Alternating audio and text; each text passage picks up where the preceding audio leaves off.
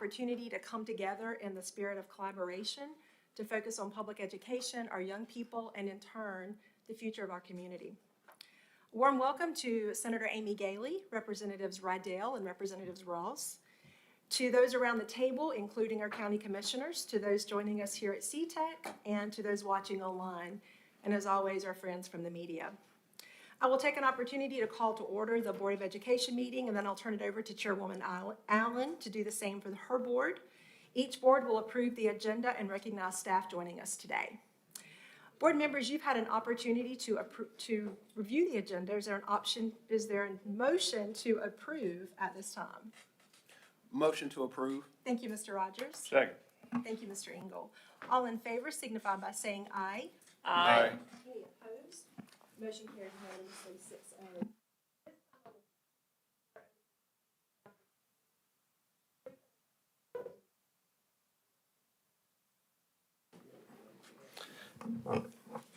I'm not sure. Good morning, members of the Board of Education, county commissioners, and guests here with us. I would like to recognize our senior cabinet. I won't name them individually, but I do appreciate their leadership and effort for putting together today's meeting, as well as our board clerk, Karen Chandler. And I also want to recognize our director of CTE, Terry Drummond, and all of our CTEC leadership and staff that are not here at the moment because we obviously have a full day ahead of us here within the building, so they're attending to those duties, but we appreciate all of their efforts, and then I will individually name some folks in my comments in just a little bit. Thank you. Thank you, Dr. Fleming. The floor is yours, Chairwoman Allen. I'll take a motion from the commissioners to open our part of the meeting, but we did not receive an agenda. Nobody did. So we're kind of flying blind here. My apologies, I was not aware of that. You want a second, Steve? I'll make a motion to approve. Okay. All those in favor, signify by saying aye. Aye. Aye. Thank you. Ms. Allen, do you have a printed copy of the agenda, or do you have any type of agenda? Okay. Our apologies for that. Dennis, is there a way to pull up the agenda, or do you want to see the agenda? I know you've already put it on approved Symbol, it, yeah. but do you guys want to see it? We can put it on put Assembly up there. Yeah, we apologize for that. I think This is not the way we expected to start our meeting, but our apologies. they published the link, but.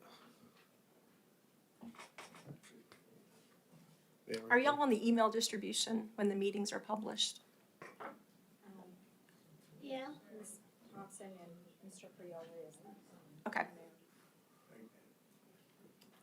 As you can see, it's a pretty simple agenda.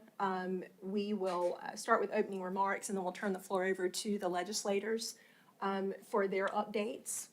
And then we'll move into ABSS updates for academics, facilities, and finance. And of course, at any agenda item, you'll have the opportunity for comments and questions. Everybody in agreement that we move forward? What we will do moving forward, I thought we had all the commissioners on there. We'll add all the commissioners to our agenda updates. So they'll get them every month, but they'll obviously definitely get this one too. Yeah, my apologies again on behalf of the board for that. Yeah, I didn't realize that. All right. We are now opened. As I mentioned, every year this meeting offers an opportunity for the Board of Education to host our state and local leaders, again, together in the spirit of collaboration to focus on public education. It's an opportunity for us as a Board of Education to share our success, as well as bring awareness to any challenges that we see coming, and ask for the commitment of those around the table to support our young people. Board of Education members, feel free to briefly add your own opening remarks if you'd like, and then I'll pass the floor over to Chairwoman Allen if she'd like to do the same, and then we'll dive into legislative updates. Hearing none from the Board of Education, we will move over to Chairwoman Allen if that same opportunity as well. Would any of the commissioners like to make an opening statement? Okay. Commissioner Priola. Yeah, before we move forward, I have a few questions. Kind of the same stuff we've been going over for the past 4 or 5 years, in fact. There was supposed to have been a new. Better? All right. There was supposed to have been a new chapter of openness and transparency with the ABSS and the county commission. I haven't seen it yet. I'd like to see more of it. There's a posting on the website, a new database, there's several months of checkbooks, if you will, but the problem is that that's not a searchable database. So there are also not explanations of the expenditures there. We were supposed to have a visit or two from the Board of Education or the ABSS superintendent and his staff about academics. What the plan is to increase the miserable showing of academics over recent years, but particularly the last year. The academics, many of the kids appear to be graduating who are functionally illiterate. And then finally, the plan well, I'll tell you what, the failing of audits time and time, year after year, again and again, I'd like to know what the plan is to get up to speed so that we're not failing audits. We're not one of the lowest performing school districts in the state. So those are just some of the questions that I hope we can have answered along the way today. I look forward to it. Thank you.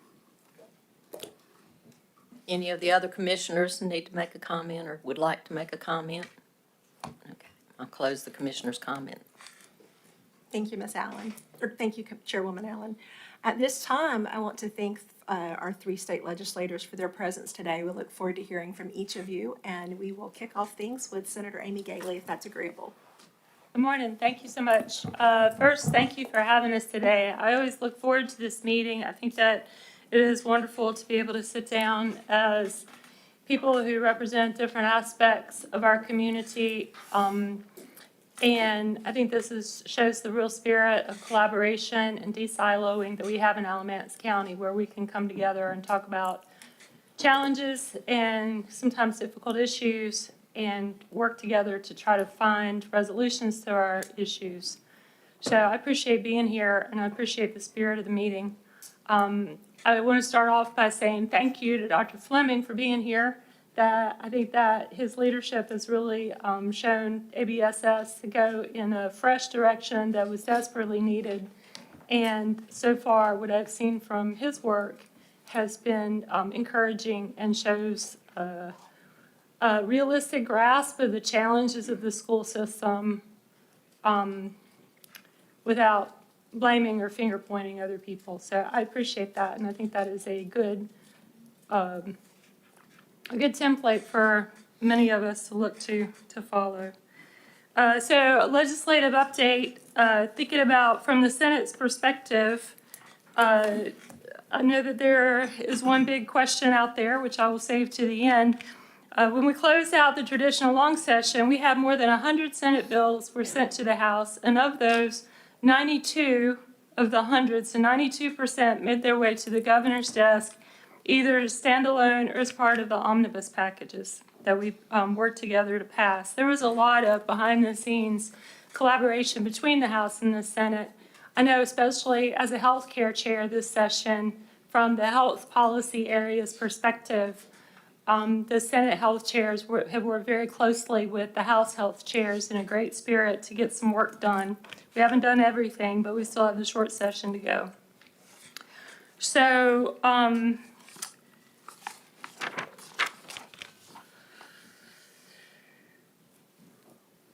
we did pass in the Senate, we passed a bill that would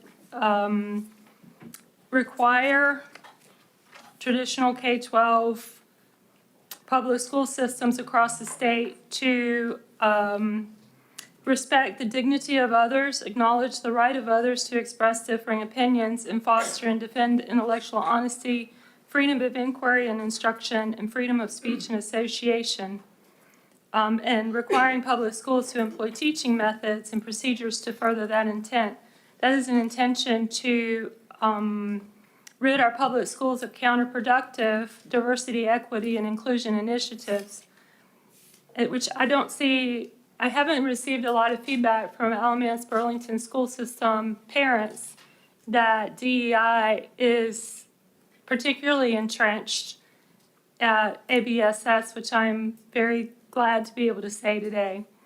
Those DEI programs promote a worldview that demands people, especially young students, judge others based on their race, sex, or other factors, and attack true diversity of thought, stifle opportunity, and stoke division. So I think that from what I can see under Dr. Fleming's leadership, diversity of thought is encouraged, and the opportunity for students to be intellectually honest and approach, not be told what to think about situations, but encouraged in how to think about situations. I think that he is doing a good job.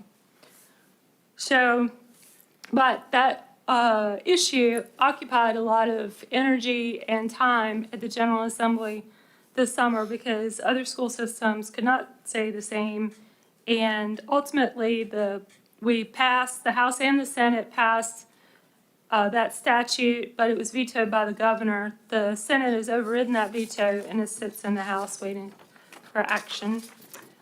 Another thing that we did was promoting the cell phone-free classrooms, which I know that the school board has done a lot of work on, and implementing an internet safety policy that governs student access to the internet and school devices and networks, so that students are protected from inappropriate or unsafe content. So I congratulate you all on being the front runner in protecting our students from inappropriate online or inappropriate cell phone use during the school day. I want to mention, I know that, or if I remember correctly, the last time we met, there was some discussion about the school calendar. And after talking to school board members and reflecting, the controversy to me over our school calendar is just silly. That with our current school calendar that we have now, the school calendar law that is in place now, I understand that there are many school systems around the state which I've heard the need expressed to be able to finish the fall semester before the Christmas break. And there's quite a number of school systems around the state that are able to do that with the school calendar law that we have now. However, after listening to ABSS, school board members, and others, I approached the travel and tourism industry representatives, worked very hard with them and with Bruce Mildorf of the School Board Association, and we filed, and the Senate passed, the school calendar flexibility, a new alternative, Senate Bill 745. I was the primary sponsor of that, which would give additional flexibility to school boards in starting the fall semester earlier so that they could have less of a challenge in finishing the fall semester before the Christmas break. And then also the school, if they choose the new calendar, then the school system could finish the school year no later than the Friday before the last Monday in May, which is Memorial Day weekend. So that would open up the whole month of June to families to schedule vacations and other family priorities. So the Senate has passed that bill, and currently it sits in House rules. And I remain hopeful that before the end of the long session, that one way or another, Senate Bill 45 will find its way into state law.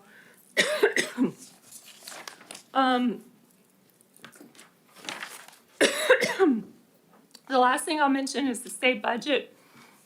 There's a lot of questions about why don't we have a state budget after the end of the long session. And we do have a state budget. The former budget continues. The difference between the former budget and a revised budget for fiscal year, 25-26, the difference, I'm told, is a percentage of the total budget. I think the total budget is around $33 billion, and the difference represents around $250 to $300 million. So as a percentage of the overall state budget is not a large percentage. I know that, thank you so much. I know that there are some important policy priorities that people would like to see dealt with in a updated state budget, but it's very important to remember that we do have a state budget. Nobody has missed a paycheck in the state of North Carolina. And I'm confident that as House and Senate leadership continues to discuss their policy priorities, that by the end of the short session, we will definitely have something that is an update. At least we can send it to the governor. Whether the governor will sign it and whether it can, if it's vetoed, whether it can be overridden, I don't know. But that would be my legislative update from the Senate. Thank you, Senator Gailey. Questions or comments for Senator Gailey? Oh, yes. Okay, we will take questions for all three of you at the end. Representative, I don't know who's next on my agenda. I believe it's Representative Rydell. Thank you, Madam Chair. Happy New Year, everyone. Welcome to 2026, ready or not. Amy gave a very good summary of what's been going on regarding education. I'm going to just round it out a little bit, so I won't be repeating myself or Amy. The three of us work together very, very well, if you haven't noticed. And that's not the case in every legislative body, legislative representation in Raleigh. So we've got good talent here. We communicate well. We work together on issues. We carry each other's bills when they make it, if they make it, from one body to the next. So just to give you an idea, some of the things that we've accomplished, Amy mentioned the continuation budget. In 2016, the House and the Senate passed legislation that would put in place a continuation budget that we're operating under right now. So we wouldn't have issues like they've gotten in Washington, D.C., where there's a complete shutdown. What we do is just continue on with the previous year's budget. And as Amy said, it's not that drastic unless you're talking about salaries, because those are things that we have not addressed yet, but will be. The budget adjustment, sometimes called the mini budget, there were 97 session laws passed, and quite a handful that dealt with education. And if you'll indulge me, I'm going to give you just the titles, not the body of the bills, but just the titles in the interest of time, that we passed related to education, K-12 specifically. There's a school extension learning recovery program. This is for the folks out west who are still trying to recover and get back on a normal track. And there's also school calendar flexibility and school nutrition compensation, again, helping the folks in the western part of the state to get through the still difficult times that they're experiencing.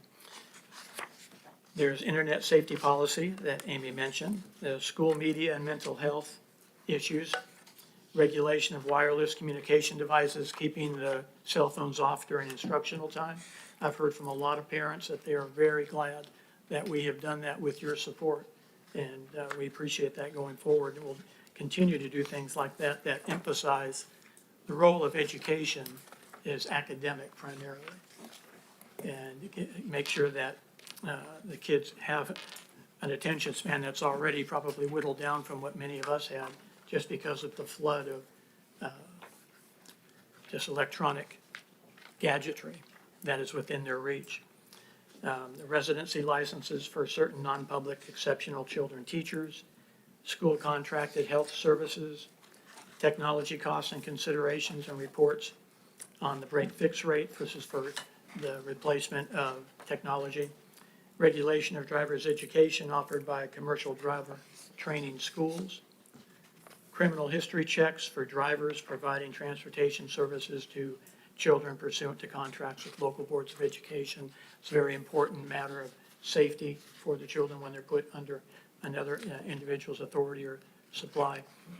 Authorize use of electronic speed measuring systems in school zones. Allow physical therapists and school concussion protocols. That one actually came through our regulatory reform committee that I'm chair of initially, and that was eventually became a standalone bill. But it's just expanding the role that you can tap into for physical therapists to attend different sporting events and be covered legally. Residency licenses for certain non-public exceptional children teachers. extend reversion dates for school safety grant funds, allow the use of epinephrine nasal spray in addition to auto injectors, registered nurses in schools, provide additional time for military families to provide proof of residency for public school enrollment, local boards of education to publish total compensation and position information of central office employees, charter school changes, which is rather extensive, the excusing of students with religious objections to class content, parents' access to library books, very important, that let parents have that kind of access, and restrictions on sleeping quarters that no men, young men would be put into a situation, or a young lady where they are sharing a bedroom with a member of the opposite sex. It's very inappropriate, not necessary and addressed here. Maintain coverage of co-pays for reduced price school meals, and finally authorize new cooperative innovative high schools and codify their supplemental funding. So we have not, when it comes to education, we have not been sitting on our hands, even though there is not a full budget. We have been busy responding to many of the issues that you all have raised here. And I think I'll stop right there. Thank you, Madam Chair. Representative Rydell. Representative Ross. I hope you can hear me. This mic seems to be a little You bit can of a pull it a little distance. closer if you Will want. it move? There we go. Well, good morning, and as my colleagues have said, it's good to be here. I just wish the weather had stayed warmer. To come out at 8 o'clock in the morning at 25, 26 degrees is a little different from the last week or two.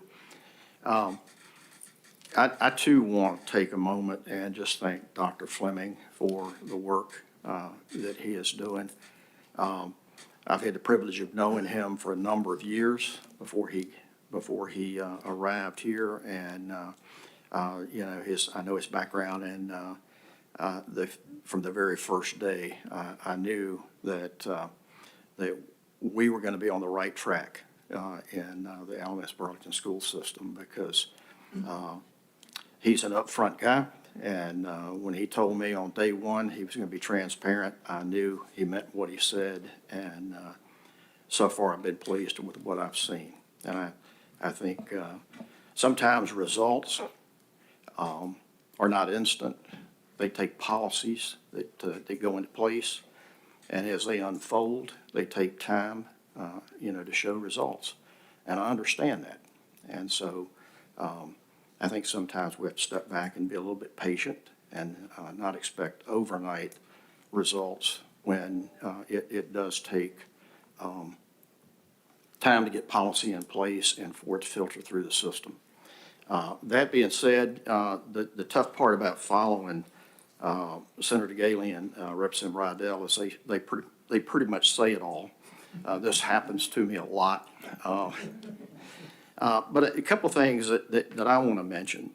First on the budget, I'm a chair of finance in the House, and we have a House budget, as the Senate has a Senate budget, and we're hopeful that I've never seen it take this long to work things out on a budget, and I wish I could be more involved in the actual movement of the two budgets together. But I am hopeful, and I'm fairly certain that when we return for short session, we will solidify and get a budget passed. We have to, because we have too many things hanging within the state with employees, with teachers, and all other state employees, retirees. I mean, the list goes on and on. In addition to, some growth issues that we have that we've really got to address. We've got to address them pretty quick. One thing that I'll mention that has not been mentioned yet is we've done a lot of work over the past few years in school safety, and that's something that's on everybody's mind constantly, and if it's not, they're constantly reminded of it by something that happens somewhere in the country. We don't want to see anything happen in any school, anywhere, but specifically here in North Carolina, where we're trying our best to evaluate safety issues in schools and address those as we can. We've spent millions of dollars already in evaluating and putting in place different things in schools to make them safer. I visit schools. I've visited schools all over the state, and I can tell you that if you go into school today compared to going into a school 6, 7 years ago, it's a lot different. Now, my wife used to teach at Smith Elementary, and in fact, one of my 4 daughters went to Smith. And it used to be you just walk right in the door and just walk right to the classroom or go anywhere in that school you wanted to go at any time. I was over there the other day and I was met at the door, by a police officer. And then I went into in between doors. You don't just walk in the door. That when they finally let you in, you're in a sort of holding area there before you go through the second door, which takes you into the office, and then you're screened before you ever get into that school. All the other doors are locked, of course. This is a big difference, and this is something we're trying to replicate throughout North Carolina. We're testing different things, testing different systems, and we're setting money aside to put those in place. And it goes beyond just the classroom and the school building. It goes all the way out. As Representative Rydell mentioned, there was a bill referencing school buses, school bus drivers, school personnel. We're trying to leave no stone unturned, and we'll continue to do so. One of the bills that Senator Galey and I worked on this session was a hazing bill. Believe it or not, that still goes on in schools. And we found with a couple of issues that that did not pertain necessarily sometimes to school personnel. It only was, the way the law was written, it was only between student on student. So we tightened that up, and now those issues cover everyone, whether it's a teacher, a coach, whoever, are all covered by that law. And so that's something that as these things come up and these issues come to us, we try to address those. We got that one done pretty quick because I met with Senator Galey and we pushed it through the House and then pushed it through the Senate. And another piece of successful working together. So I think I'll stop there because I know, there are probably going to be some questions. And so we'll be glad to take those. Thank you. Thank you, Representative Ross. So I will open the floor up for questions, either from the Board of Education or from the Board of Commissioners. And it looks like Mr. Engel would like to go first. Thank you. I'd like to start off with just thanking the guy sitting right there just got through speaking for his service over the years. And I know you're not running again, but Mayor, Representative, you've done an outstanding job, and I just want to say to you, thank you. We appreciate it. Couple things that I wanted to clarify that I've heard today, and I just want to put it out. It's been public knowledge that, we were running a deficit last year in our budget, over $3 million, but guess what? We're not running a deficit anymore. It's $3 million, and I'm sure Tony's probably going to talk about this, but it's over $3 million now. So, and that's been reported in the media. The other thing is we had an audit. It was a perfect audit. No problem. So I don't know where this is coming from, but just to let you know, our representatives, we're on the right track right now. Things are looking very well, and I've attributed it to him and all those folks sitting behind you right there, because we've got a good staff right now, and they're doing a great job. Senator Galey, I want to thank you. I've got some snitches still down in the General Assembly. People, I like to say the informants, because I was a police officer for 40 years, but I know how hard you've tried to work on this bill in terms of our calendar, and I thank you for that. Those two gentlemen sitting to your right there, I know they've had a bill every year for 5 or 6 years maybe, so keep on working on it, but thank you for that. As y'all know, Senator Galey is a whip. That's a tough job in the Senate. It's a really tough job, but she does a great job, and sometimes she's asked to do things that's really tough. And I'll leave it at that, but I just want to thank you for the overall work you do. And she's a neighbor. She lives, as the crow flies, we live, maybe 2 miles away, something like that. State budget, you're getting close. So just continue on, and I know some differences between the House and the Senate. And you know what they used to do to us when I was down there? They would, the Senate would, they would pass a bunch of bills and send it over to the House, and they'd go silently die. They'd leave town. And when they do that, what can you do? You just got to either pass the Senate's bill or not, right? So just keep working on it. Thank you. Representative Rydell, thank you for the things you're doing. And you're right, Senator Gailey and Representative Rydell mentioned the iPhone bill. Listen, my granddaughter's a senior this year, and the first day she was mad. After that, she said, you know what, Papa? I said, this is a good idea. I said, everybody's listening to the teacher now. So when you see that, I think it stopped a lot of problems, even disciplinary problems within the school where somebody, if they get a fight, what's everybody doing? You know, so it's looking up, and I thank you for that bill. And that's pretty much all I wanted to talk about, other than thank all three of you for the job you're doing. Thank you. Thank you, Mr. Engel. Others? We'll go to Mr. Priola and then come back to Mr. Rogers.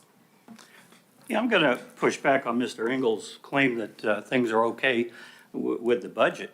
I don't know how you can find $3 million and say we don't have control over the budget. We, the commissioners, were threatened with mediation, meaning a lawsuit ultimately, because there was such a deficit of money and resources. On the positive note, Mr. Engel, I agree with you with the cell phones. Having been a substitute teacher for the better part of 2 years, a couple of years ago, I can tell you that that's got to be an improvement. I haven't seen it since, but the fact of the matter is that half the kids were on their phone looking down to their laps and not paying attention to the education part. I just want to mention one other thing too, that the emphasis on academics should be a good portion of what we're talking about today, not simply the budget part. There are 5 different school systems, state school systems around the country that have gone from the bottom of the list to the top of the list in academic performance. Louisiana, Mississippi, Arkansas, and I don't recall the other 2. The emphasis on fundamentals, phonetics in particular, is what drove that, according to the articles and some peer review articles that I've read. So I'd like to focus on that, not just the money, because the focus has been on the money, and it's been largely inaccurate to my perspective. Thank you. Thank you, Mr. Priola. Mr. Rogers? Well, first off, I want to just start off with thanking our state representatives for, similar to what Dan was saying around the school calendar. I know Representative Ross and Riddell, you have sent up a local bill for school flexibility. I know your work, Senator Gailey, on the bill on the Senate side. I think me and you were emailing about it and everything too. So I appreciate that piece too. I guess just the question from me to y'all's perspective, do you think that we will get to a place where school flexibility is a thing that us locally as school boards would be able to possibly have an opportunity to be really flexible with our school calendar?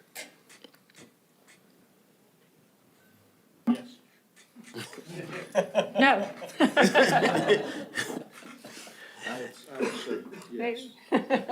Welcome to Raleigh.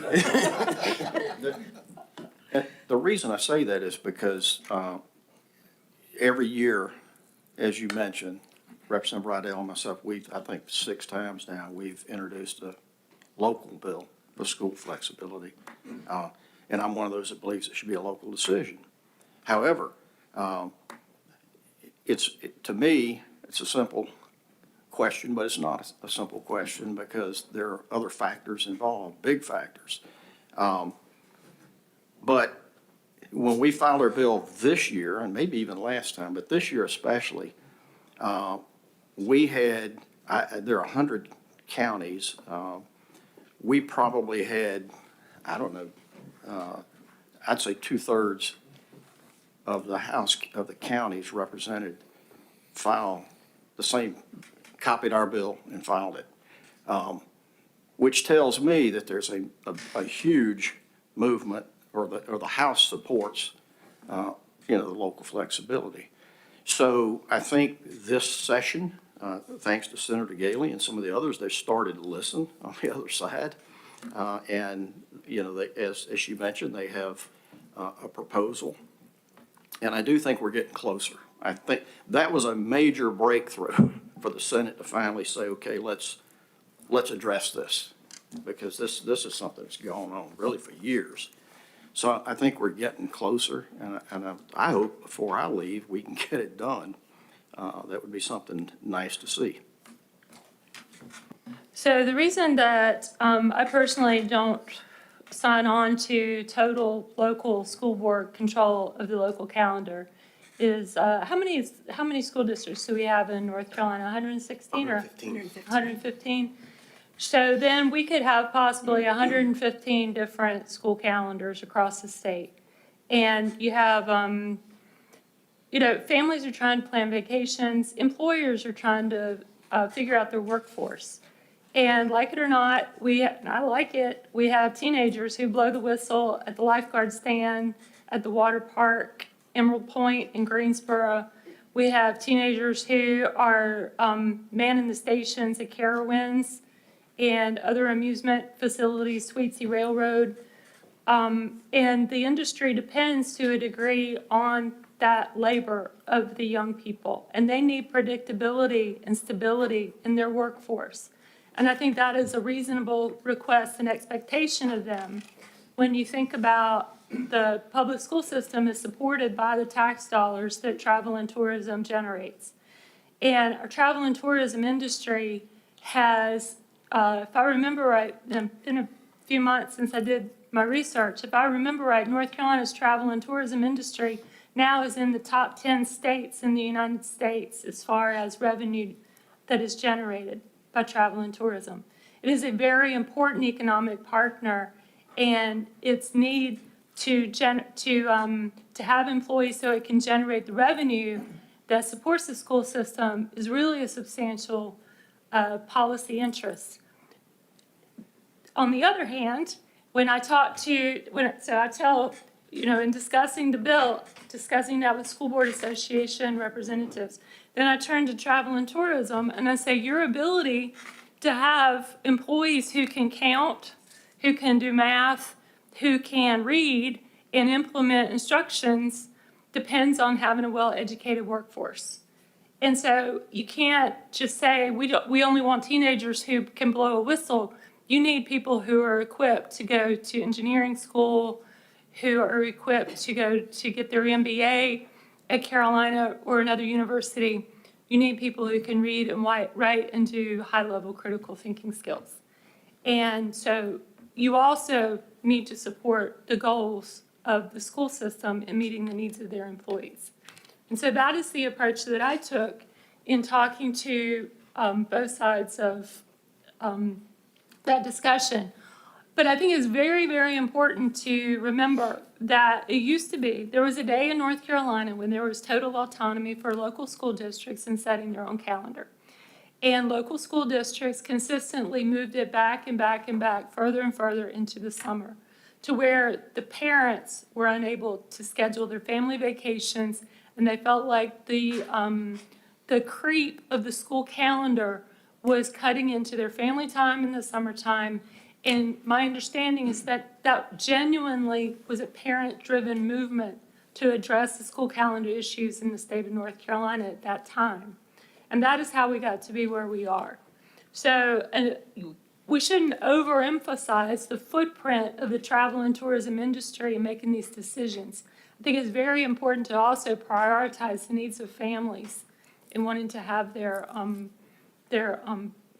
reliable knowledge that they can schedule family vacations between Memorial Day and the middle of August and not run into issues where their child might be absent from school. I think that if we're going to address the chronic absenteeism of the public schools in North Carolina, which is a very significant problem, 25% of students across the state are chronically absent, and I believe last time I looked in ABSS, that was between 33 to 35%.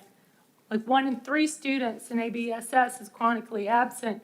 We need to look at all the factors that may go into that. And I think school calendar and having a reliable school calendar that is across the state, implemented within certain parameters, I think that that's part of that strategy. Thank you, Senator Gailey. Mr. Rogers? Yep, thank y'all very much. I guess I'll just say that I'll continue to be hopeful for it to come forward, just because I know here in ABSS, we have a lot of students, especially at the high school level, that are now like dual enrolled students that are doing classes while also being at ACC. So trying to get something that compares up a little bit to the community college also too, I think would be helpful to a lot of those students and those families too. May I address that, Madam Chair? Absolutely.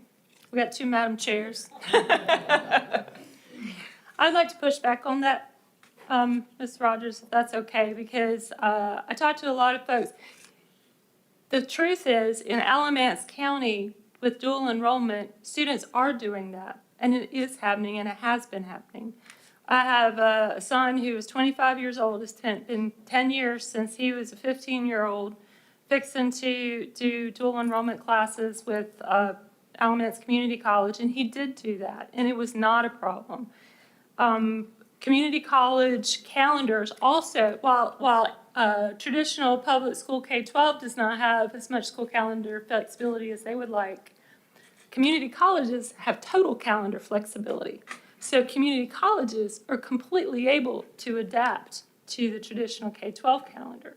So I don't, after a lot of thought and work on this issue, I don't see that alignment with the community college calendar is a significant driver for changing the school calendar law. I think what is true, what is real, a driver for changing the school calendar law is being able to fit the fall semester in before Christmas break. I think that that is real and can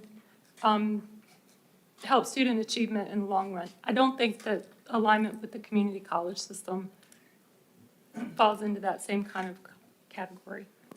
Yeah, and I can agree with you on that. I mean, I just brought up the community college as just one piece, because when you talk about the school calendar, there's a bunch of pieces. There is the fall semester, there is the exam time, there is the fact of ending the school year off, trying to end it off before Memorial Day. There is the academic piece of it. So it's multiple layers. I just brought up one piece of it because I don't want to take up too much time on all of the questions on it and everything too. And just another question that I had, because I think Representative Riddell, you had spoke about, I think on the bus drivers or drivers of children's to schools, that y'all were doing some work around that too. So we all know that there is a shortage around bus drivers. Here in ABSS, we continue to see the challenge just like other school districts, and continue to try to come up with multiple creative ways of getting more people, recruiting more people to drive buses. So just wondering if there has been, I know you spoke about something around the bus driver pieces and trying to get, I guess, licensure and background checks and stuff around that too. Is there any other discussion that might come up when y'all go into this short session around any, from the state level, any improvements around pay or anything else too, or other measures that we can possibly look at as a school district on while we're continuing to try to be innovative on recruiting more people and retaining the folks that we have, that might be something that can help us out also? Before I go to that issue, I want to say I'm still a yes. I'm still a yes. Calendar flexibility. You know, in that component that was for the western part of our state, they have the option of up to 10 days of writing them off, putting them into their schedule. I think you all are quite capable of figuring that one out, and I think we can leave it in your hands reliably. Regarding the bus drivers, it's gonna have to be incentives that you look at. If you're not getting people to fill a job slot, you ask yourself why. Most employers will tell you, then if I can't get them at this much an hour or for this kind of benefit, then I need to raise the ante, and that's what's gonna have to happen. Now, where's that money gonna come from? Is this a local issue or a state issue? A federal issue? Yeah, we have to figure that one out. And that may hit your budget a little bit, trying to do that. But whenever you cannot fill positions, it's typically, usually, because you're not attracting enough people with what your current offering is for employment. So that's the question. And it brings up something ancillary to that. We all want money to do things. You guys want it here in the local, in the schools, in the county government. We want it in the state level to help with different programs. But our federal government is $38 trillion in debt. I don't know how you wrap around 38,000,000,000,000,000,000,000. That's hard to get a grasp of. You know, a million seconds ago was about 11 days ago.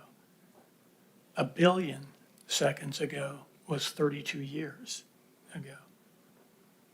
A trillion seconds ago is 32,000 seconds. 32,000 years. It's incredible. So we have to be serious about the wants that we have are in line with the ability of the county and the state to be able to afford that. We can't continue to run up debt. You know, thankfully, in North Carolina, we have a balanced budget requirement in our law. So we have to balance the budget. We can't live off of tomorrow. A $38 trillion debt is a huge amount to pass on to the next generation, and that's what we're doing. There is no plan that I'm aware of anywhere by anyone to resolve this issue. But until we do, whenever an issue comes up that's going to be dealing with revenue and needing more of it, that's what pops in my head. Now, I think a collaborative response from the state and the local will probably be the consequence or the result to resolve that issue, I think. So there you have Economics 101 by Dennis. You didn't come here looking for that, but that's part of our discussions. It has to be. Thank you, Representative Waddell. Anything further from this side of the table? Yes, Ms. Harvey. First of all, good morning to everyone. Thank you to Amy, Stephen, and Dennis for being here this morning, county commissioners and all. I just want to talk about the calendar flexibility a little bit. I think that the school board should have a little bit more control over the calendar flexibility, and for the most part, it should align with the community college. I'm going to go back on what Mr. Rogers said. We do have a lot of students that are dually enrolled in the high school and the community college. And for me, I do have a senior who is doing that, who last week, she had her high school classes, but also she had the classes at ACC. So she couldn't be at two places at one time, you know? So if we had more flexibility on the calendar, then we would be able to align it accordingly. And we wouldn't have issues where, you know, we're looking for one person to be in one place at the same time, and it's impossible. I do appreciate, you know, for the most part, you guys kind of having our back to say, hey, maybe this is something that needs to happen. And I understand where if we give every board the opportunity to have the flexibility, I can see where it can go many different ways, you know, but just giving us a little bit control of the calendar flexibility. I also want to go to retention and how much they retain. You know, we have our kids out over the winter break. They're out for 2 weeks. They come back for 1 week. And then the next week, we have exams. We have state exams. We have teacher-made exams. So you're asking them in 1 week. You sent them out for the winter break, and then you're asking them to come back in 1 week and take everything in, because the next week, you're going to have a state exam, and you're expecting them to pass that state exam. It's not fair to our students. I hear you talk about tourism and things like that, but we have to put our students first and what's best for them. We can talk about vacations and all, and I know that our parents, plan vacations based on when our kids are out of school. But we have to focus on what our students need, because we cannot talk about our test scores if we're not gonna take care of what matters the most. Getting our kids tested before they go out for the winter break, allowing them to come in when the winter break is over on a fresh start to a new semester, starting to finish the year out strong. So those things are very important to me, very important to other parents. And I did want to go back to, I heard you talk about, and if you could just explain the same sex in the same room. I kind of heard you just briefly speak on that, Radell. Just kind of explain what that kind of means also. And then, I know I'm putting a lot in here, to Ed. Can we please focus this year on moving forward? Before I even became a board member, all that was talked about was what happened in the past. Let's focus on gaining a great relationship between the county commissioners and the school board so that we can lead on a positive note, doing what's best for our students. We all know why we ended in mediation. It's because we don't want to, and I'm not gonna talk about we, but sometimes you don't want to fully fund the school system, okay? That's what our students need, is people who have their back, people who are willing to go the extra mile for them no matter what. Because that's how we're student-centered and future-focused, is because every member on this board, that's what we do. We put our students first. We don't put our personal needs in front of anything. We do what's best for our students. The cabinet back there, they do the absolute same thing. We talk about transparency. We're being transparent. We're asking for the county commissioners to do the same, okay? Be on our team, not off of our team. Thank you. Thank you, Ms. Harvey. Yes, we'll have responses from both Senator Gailey, Representative Rydell, and then we'll go back to the. I'd like to have an opportunity to We're respond. going to start with if our I could- representatives, If I could and then we'll start go back. so she started out with the school calendar, so if I could have the opportunity to address that before we move on. I agree 100% that it's better if we take the exams before Christmas instead of after. That's why, one of the reasons that I tackled the job of trying to come up with a compromise.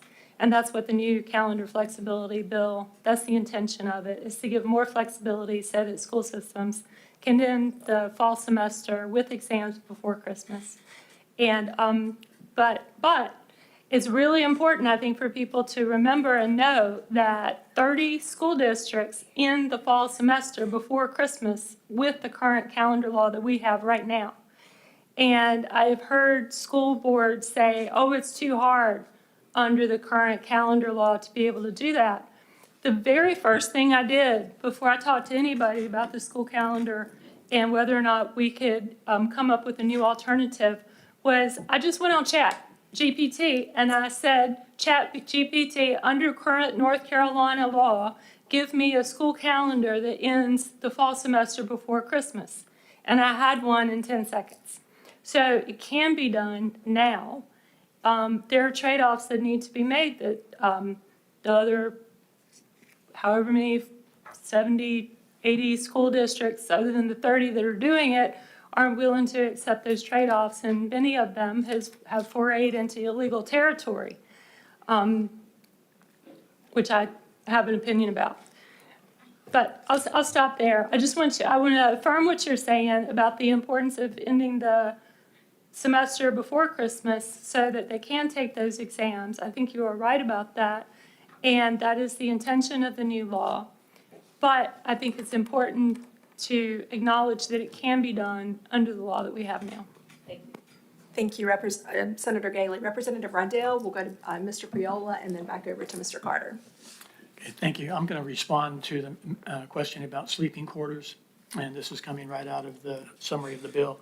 Section 3.4 of Session Law 25-84, which was House Bill 805, requires the governing bodies of public school units to adopt a policy prohibiting students from sharing sleeping quarters with a member of the other biological sex during any activity or event authorized by a school within the public school unit, except when authorized by the school, when either, these are exceptions, number one, written permission is provided from the parents or legal guardians of all students sharing the sleeping quarters.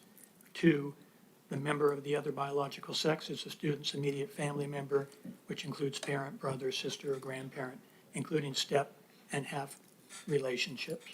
Sleeping quarters are considered to be a room with a bed that is intended to be used to house a person overnight or other area designated for overnight sleeping. This section, this law became effective July 29th of last year and applies with this school year 25-26. Okay?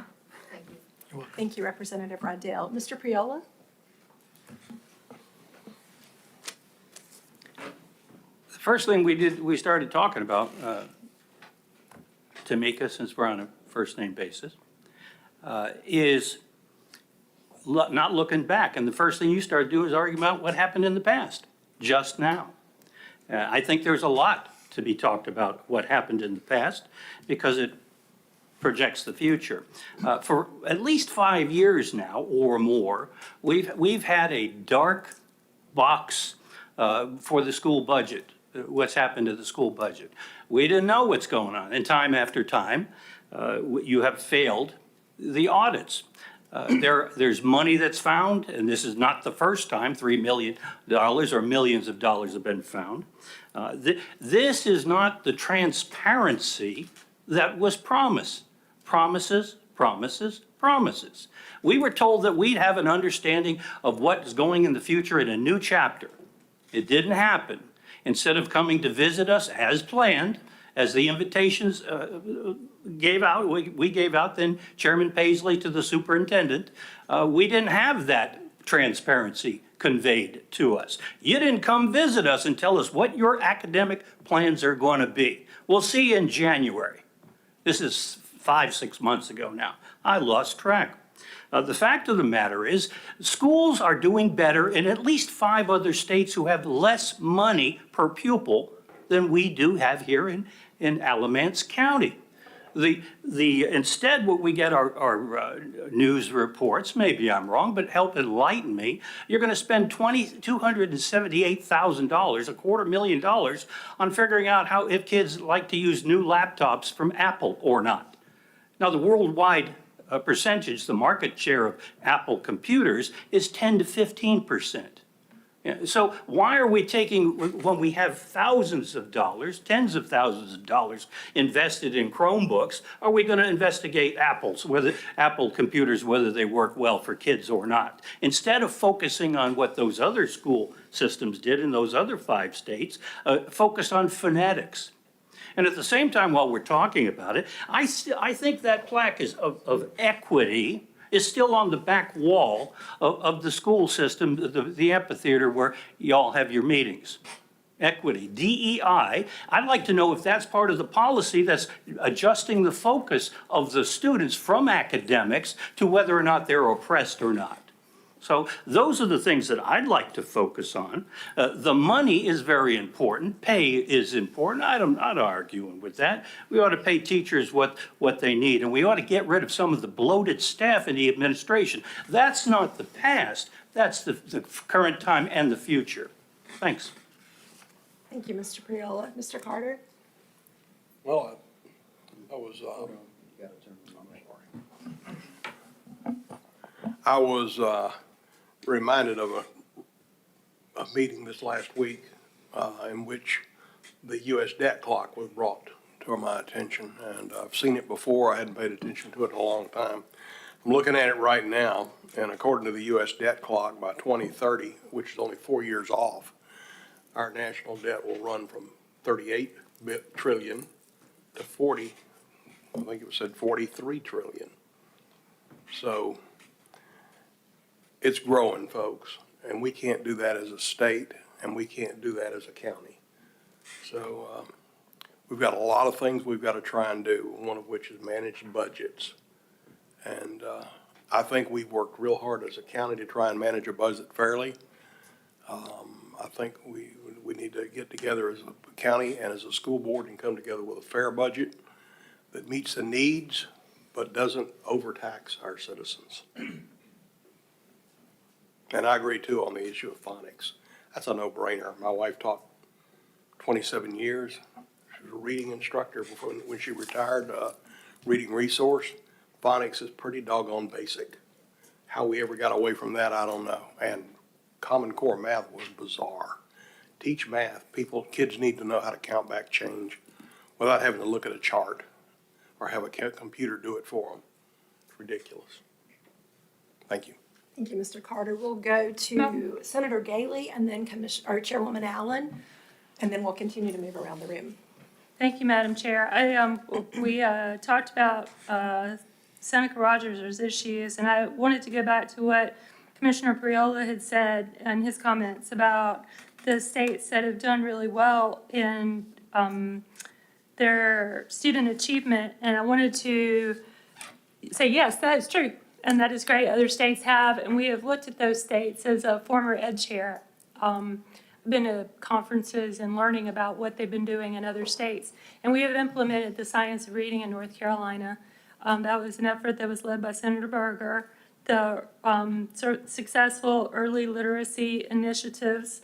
We have extended key supports to students in grades 4 and 5. There's been a tremendous amount of work done by the ABSS employees in learning, being trained in the science of reading and learning anew how to teach phonics.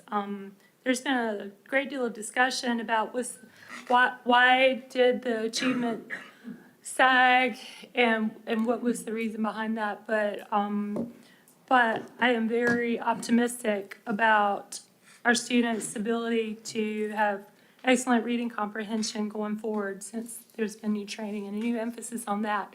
There's also a lot of discussion about Alabama and how Alabama has turned around their math scores. They've done a really good job with that.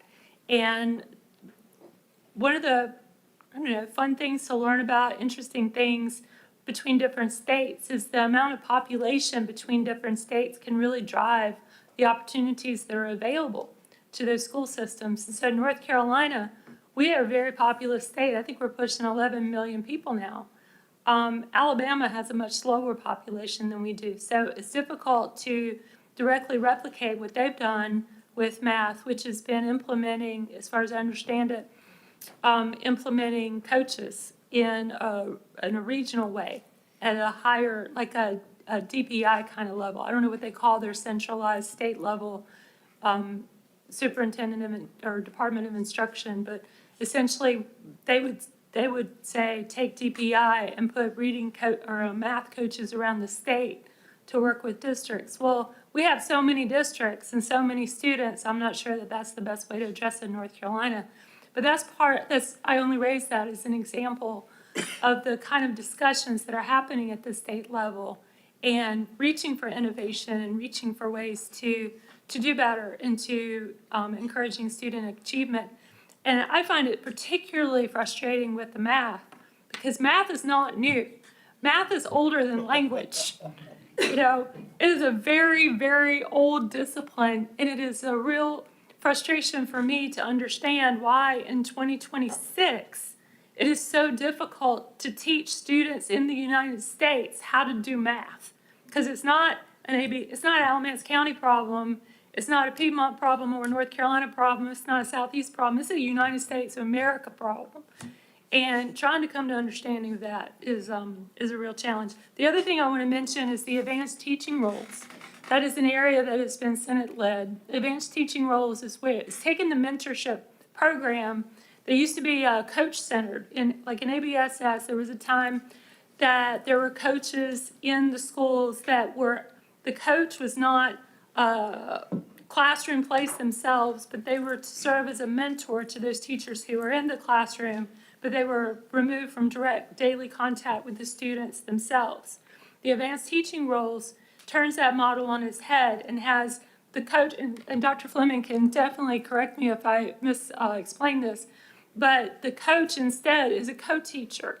And so if a teacher in the classroom accepts the responsibility of being a mentor, then they get a bump up in pay. And then there is like a grade level supervisor that's still in a teaching position, and they get a bump up in pay. And then there's somebody for the whole school who gets even higher level of pay. And so I believe that, and I would love to hear more about this, that ABSS has applied for grants to implement the advanced teaching roles in the classroom. And I'd like to hear more about how that is anticipated to go. But that is an example of the innovation that is sought and is being implemented that is directly related to academic achievement and hopefully will produce not just better test scores for students who like going to school and who feel successful and that they are capable and can do it. Thank you, Senator Gailey. We'll hear more Commission- about that. Yes, to echo Dr. Fleming, you will hear more about our advanced teaching role opportunity in our academic update. Chairwoman Allen? So Dr. Fleming, how long have you been here now in this position? Is it I 2 years believe yet? Oh, no, heavens, no. I don't think It's so. been a year and 3 months, year and 3 months. Okay, and to say that you came into issues would be an understatement, and I'm sure every school has issues. And you can't just turn something around with the snap of a finger. I wish you could. The most important thing is our children and making sure that they get a good education because they are our future. They will be taking care of us when we're in nursing homes. And as someone who worked 18 years as a nurse in pediatrics and took care of the 2-year-olds at Lamb's Chapel and volunteer in the schools when possible, I see the teachers and I see what they face. Also, I think it is important to know the past so you don't repeat it, but you cannot live in the past. You have got to move forward. Old grudges, old hard feelings, that hurts you, that doesn't hurt the other person. And we have got to look and move forward to bringing our schools up academically and giving them what they need. But then we also, at the same time, we have to watch our budget, which is tight, and our taxpayers. Thank you. Thank you, Chairwoman Allen. Anyone else from this? Yes, Mr. Priola, and then we'll come back to this side of the table to both Dr. Parker and Mr. Wagner. Mr. Priola? Yeah, let's agree that we can look forward. I think Chairman Allen has made a good point about not repeating the past. So what I'd like to know is not, I'd like to know what we're going to do to increase the academic level of the students. We have 17 failing or near failing schools. We were posted recently, this is not deep past, recently as one of the worst performing schools in the state. So we talked about budgets. I think there's some frivolous spending on the budget. I think we have a bloated administrative staff with ABSS. That's my opinion. My opinion can be softened a great deal, knowing that the grades of the kids are improving. Now, we've had promise after promise. Fool me once, fool me twice, fool me 3 times and 5 times. The grades are not improving. If everything is going to change here, not with the snap of a finger, but is going to change in the next year, we could see some reasonable progress. I'm on board with that. So we can look toward the future, but looking from the history of the past or the way things have been managed with ABSS is not promising. I'd like to see merit. I'd like to see that the fact of the matter is that the school system performs for the money they're getting paid to perform. Thank you. Thank you, Mr. Priola. If it's agreeable with the group, we'll wait and address some of those after we get through our academic updates. Dr. Parker or Mr. Wagner, whoever wants to go He's pointing first. to me, so I guess me. Okay. First, it's good to see all county leaders here today, state leaders. We're very thankful for your work. Commissioner Priol, I agree with you. We have to have results moving forward. When this board was elected, we had a financial issue. We've got that balanced now because of your help as well. We've got a great team sitting here in the back, but I'm fully confident that we're going to improve our academic scores. Unlike the colleges at NIL, the joke that's become today, we can't go worse to first in 24 months. You do need some casual improvements. I promise you, this board here, this administration, along with your leadership, is concerned about our academics. No one shivered more than me when those reports came out. I agree with you. We need to see things moving forward, but I can promise you, we have got a new system in place, got new people in place who are concentrating on academics and and financials for our school system. Thank you. Thank you, Mr. Wagner. Dr. Parker? Well, usually I start with a joke, and so I'm going to say, people say hindsight's 20/20, but if that were true, we wouldn't really argue about things that happened in the past. Let me say that as far as the cell phone policy, so I was involved a little bit at the district level implementing, and of course, the General Assembly makes something that's could be applied across all the school systems, and I have a high school age daughter, and it's like whack-a-mole with technology. It's a constant arms race between policy and, the technology and the way kids find ways to distract themselves. One of the things that came up when we were talking about the details of the policies, for instance, so there are headphones, a lot of times students use, either they have a read aloud accommodation or something like that, but there are also headphones that are Bluetooth where you can attach it to your phone and listen to something that's not related to what they're doing. And so part of the policy that we talked about was, okay, you can have the Bluetooth headphones, but they have to be plugged into a computer or laptop during instructional time, in the same way your cell phone has to be put away. So we're really trying to think about the details and how to implement it. I'm very optimistic about this. And I can share this later if you're interested, but the National Bureau of Economic Research looked at the cell phone policy ban in Florida, and what they found is the first year there's a few more disciplinary referrals and that kind of thing, and you really saw the benefit in the second year once everybody really got on board with it and it was implemented consistently. And there's about a 10% of a standard deviation increase in end of grade test scores, which is pretty good for an educational intervention. And I feel like we'll probably see something like that the first year, hard to know, and of course, we're doing a lot of other things. One thing I want to pull out from the paper is that the students were happier with the ban after the first year. That, there's, people talk about doom scrolling or just, having to keep up on Instagram, which is not something I spend a lot of time with, but anyway. And when that is taken away, so it's not, I'm not a lawyer, like an attractive nuisance where you feel like you have to look at it, you can't, you can stop worrying about it. And so I think the students are going to be happier in the long run as well, even if initially there was a little bit of friction and that kind of thing. So I'll go over just a little bit of history as far as when Dr. Fleming, at the risk of stepping on the academic presentation. So Dr. Fleming came in September of '24. When we were having financial problems, and that limits the ability to make changes. So it wasn't until, I guess, May of '25 that we were able to hire a new head of, or assistant superintendent for academics. And Dr. McWhorter has the confidence of the board and the superintendent. I think he's doing a great job.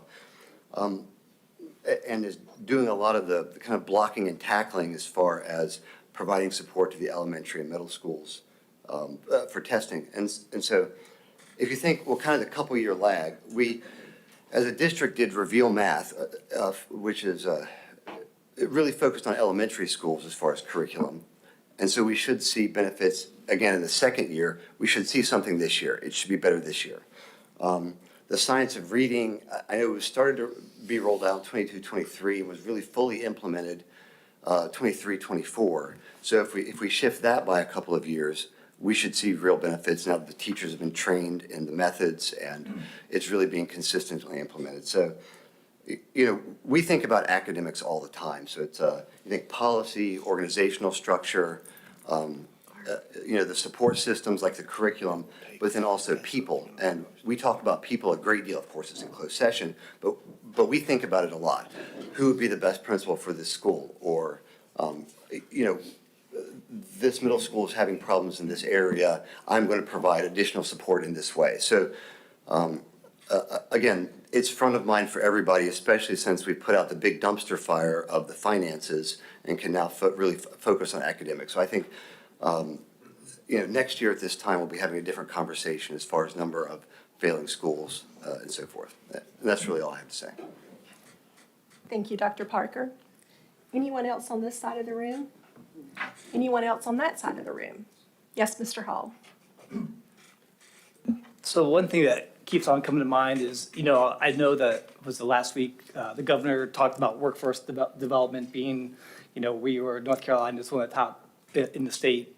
And it's obviously, I think a concern in our county also, right, that we have continued growth and think about workforce, but I think we just need to continue to think about where that workforce is gonna come from, right? And so that's why we're all in this room right now, is it's our students right now. So we need to think about what can we do collectively to be able to continue to do that development.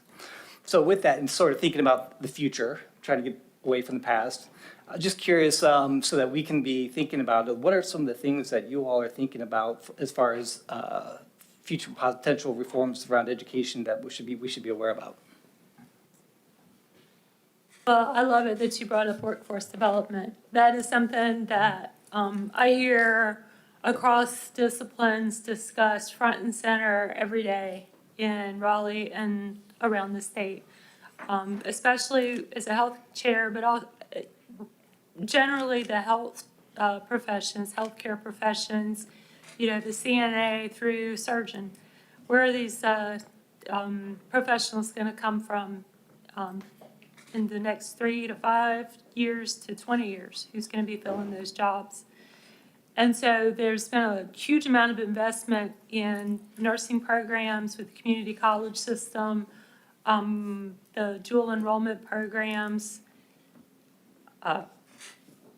so many different ways that we support students who are looking to go into the health professions, for example.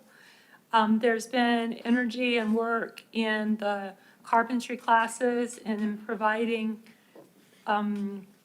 stipend's not really the word, but backbone, because the materials for, as you know very well, the materials for the skilled trades classes in traditional K-12 public education and at the community college, the materials are very expensive. Hiring somebody to teach those classes is the challenge.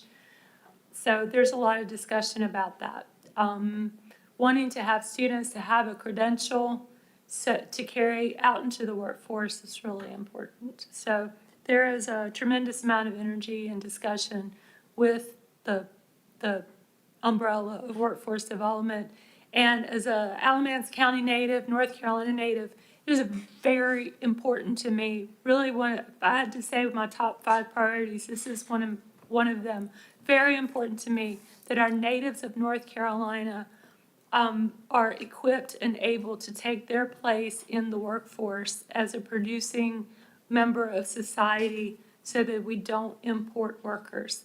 The reason I ran for public office originally and filed December 18th, 2015 was because I was concerned about the growth coming to Alamance County. That was 10 years ago plus now. And we can see how our community has changed in those 10 years. And just knowing that our native workforce is equipped and ready to take its place and that we don't import workers and snowball the congestion on our streets and the strains on public services. Thank you, Senator Gailey. Representative Ross? Well, first of all, let me just say, in North Carolina, we are number 1 in workforce development, is selected by site, by the site group that everyone refers to and everyone looks at when they're looking for a location. And so it's top and center in commerce, in the commerce area of the House and the Senate, and the Commerce Department in Raleigh. We're working closely with this, we have been for a number of years now with this issue. And there's been a strong emphasis on STEM education. And part of that was this whole picture of drilling down and trying to find out what is needed in North Carolina in order to compete. So far we've been fairly successful to be named number 1. And we started really top down, I guess you would say, because we're trying to figure out, well, we've got to produce right away. So obviously we started in the university system, worked our way into the community college system, which plays a huge role in this whole process. And then, from there down into K through 12 to try to make sure that we're feeding up through the system what's necessary for workforce not just for today, but 30, 40, 50 years into the future. I was in the initial meeting with Jet Zero that took place a couple of years ago over in Winston. This is a huge aviation company that's coming into the area. And as we were sitting there, it was an all-day meeting, one of the things that they said they were going to need, among a lot of other things, was 2,000 engineers. They said we're going to hire 1,000 engineers the first year, 1,000 engineers the second year. And I'm sitting there and I'm thinking, 2,000 engineers in the triad, that's a lot of engineers. So I was talking to Chancellor Howell over at NC State. I said, can we produce that many engineers? And he said, absolutely. He said, we've ramped up and we're already doing that. And community colleges have factored into that now. So it's a system in North Carolina. Fortunately for us, we've got a lot of systems working together. You know, the university system, the community college system, which is the best in the nation, and our K-12 system. I think that we will continue to be very competitive, and we will be, continue to do I think, a good job in workforce development. And that's just an area that a lot of states are struggling with. And I'm not saying that we don't have our struggles, but we're on top of that one, and everybody's working together. Thank you, Representative Rawls. Representative Rydell, did you want to comment on that? Not to put you on the spot, but I didn't want you to miss that opportunity. Dittos. Thank you.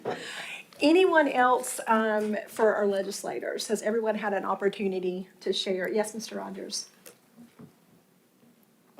Just one other question, and because I know too, this is not directly an academic question, but it does round into academics, and it's around school lunch. Because we know any child that is hungry, a lot of times it's harder for them to learn, to sit still. It might turn into discipline issues and different things like that. And I want to say maybe our last year's meeting, we had talked a little bit about school lunch, and I want to say sometime this past year, because of things that was happening at the federal level, it became a big topic around school lunch and kids with free and reduced lunch and everything. So I was just wondering if any discussion from y'all's level at the state is going on around the possibility, I mean, hey, I'm a dreamer, possibility around like a universal free lunch for all students. We did do some work on that in the last biennium, where we funded that we would, if I remember right, and it's been a while ago now, the state would fund the difference for the reduced lunch people. So if you got reduced lunch, then you would get free lunch going forward. Does that make sense? Did I say that right? So that it came out the same way I'm thinking in my head. So there between reduced lunch and free lunch, if the free lunch costs the state $1 and the reduced lunch, they get 70 cents, and so the student's having to pay 30 cents, the state would pick up that other 30 cents. And so if you qualified for reduced lunch, you would get free lunch. So we implemented that in the last biennium. And also there was the USDA had a program where if you, I don't know, put the right words on the page and made the law sing, then you could, with the Title I schools, you would have universal free lunch within the Title I schools.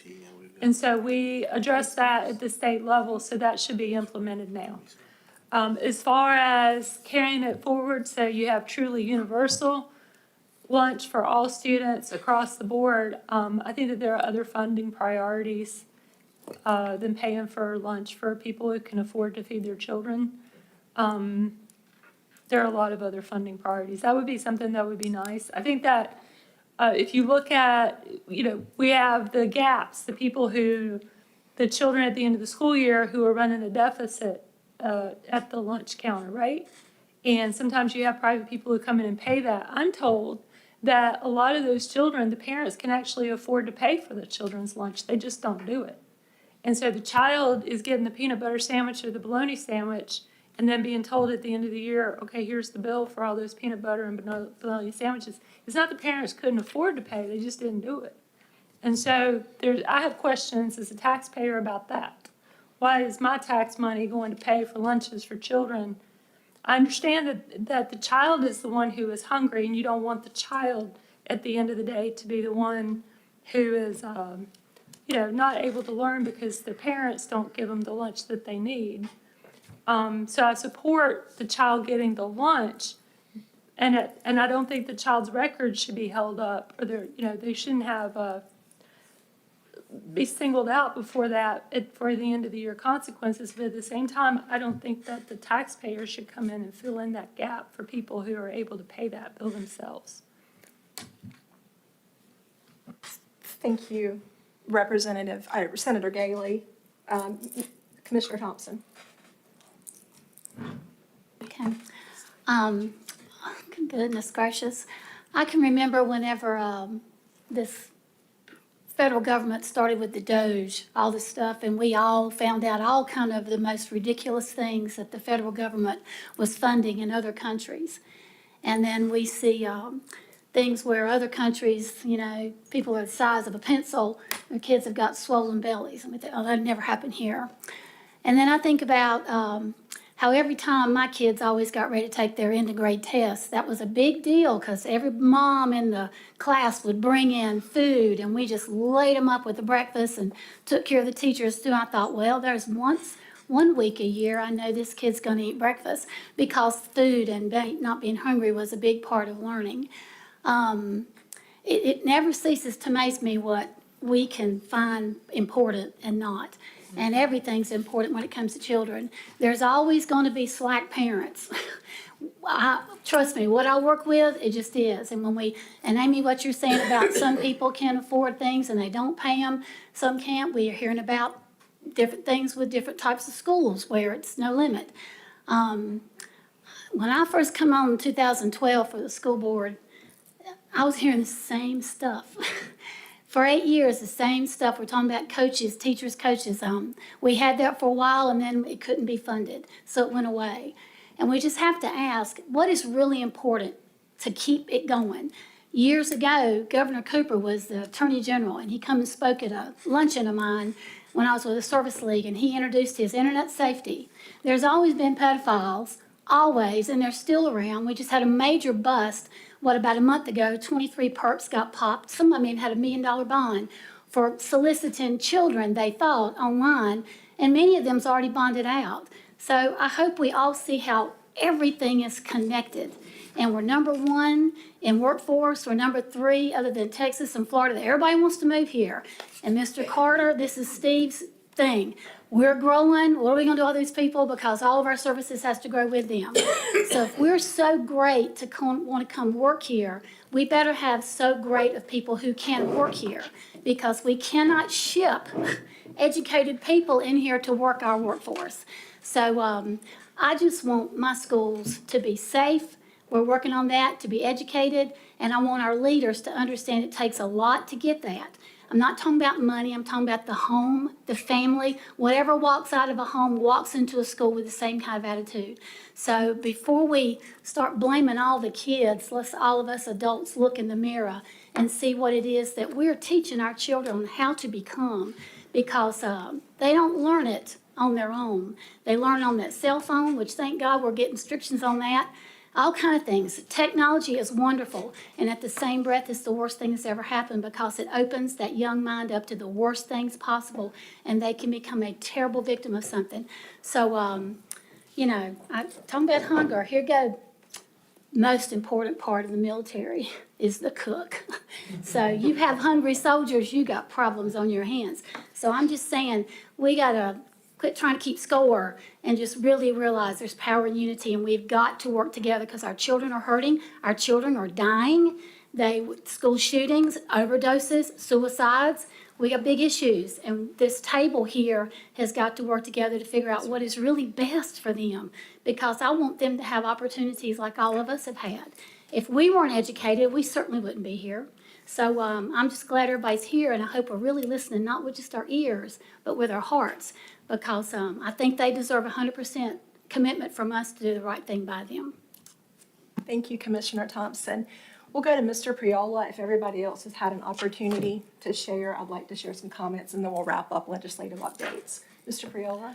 Yeah, I'd like to reflect on Representative Rydell's comment about the umpteen trillion, who knows what it is today, that we're paying at the federal level, not the state level. And then to go to Senator Galey's comments about universal being a pretty difficult thing to afford, universal feeding of school children. I agree with that. We can do anything, but we can't do everything. We don't have the money for everything. At the same time, I share the sentiments of Mr. Rogers that hungry kids can't learn. They don't learn. I've been in education for 15 years now. Plus, I went to 10 elementary schools and 3 high schools as a military kid. And I saw poor families and I saw wealthy families, people who could afford the meals. But one thing I came to the conclusion is that kids need to eat and have a healthy breakfast and a healthy lunch in order to function as students. So I share those sentiments.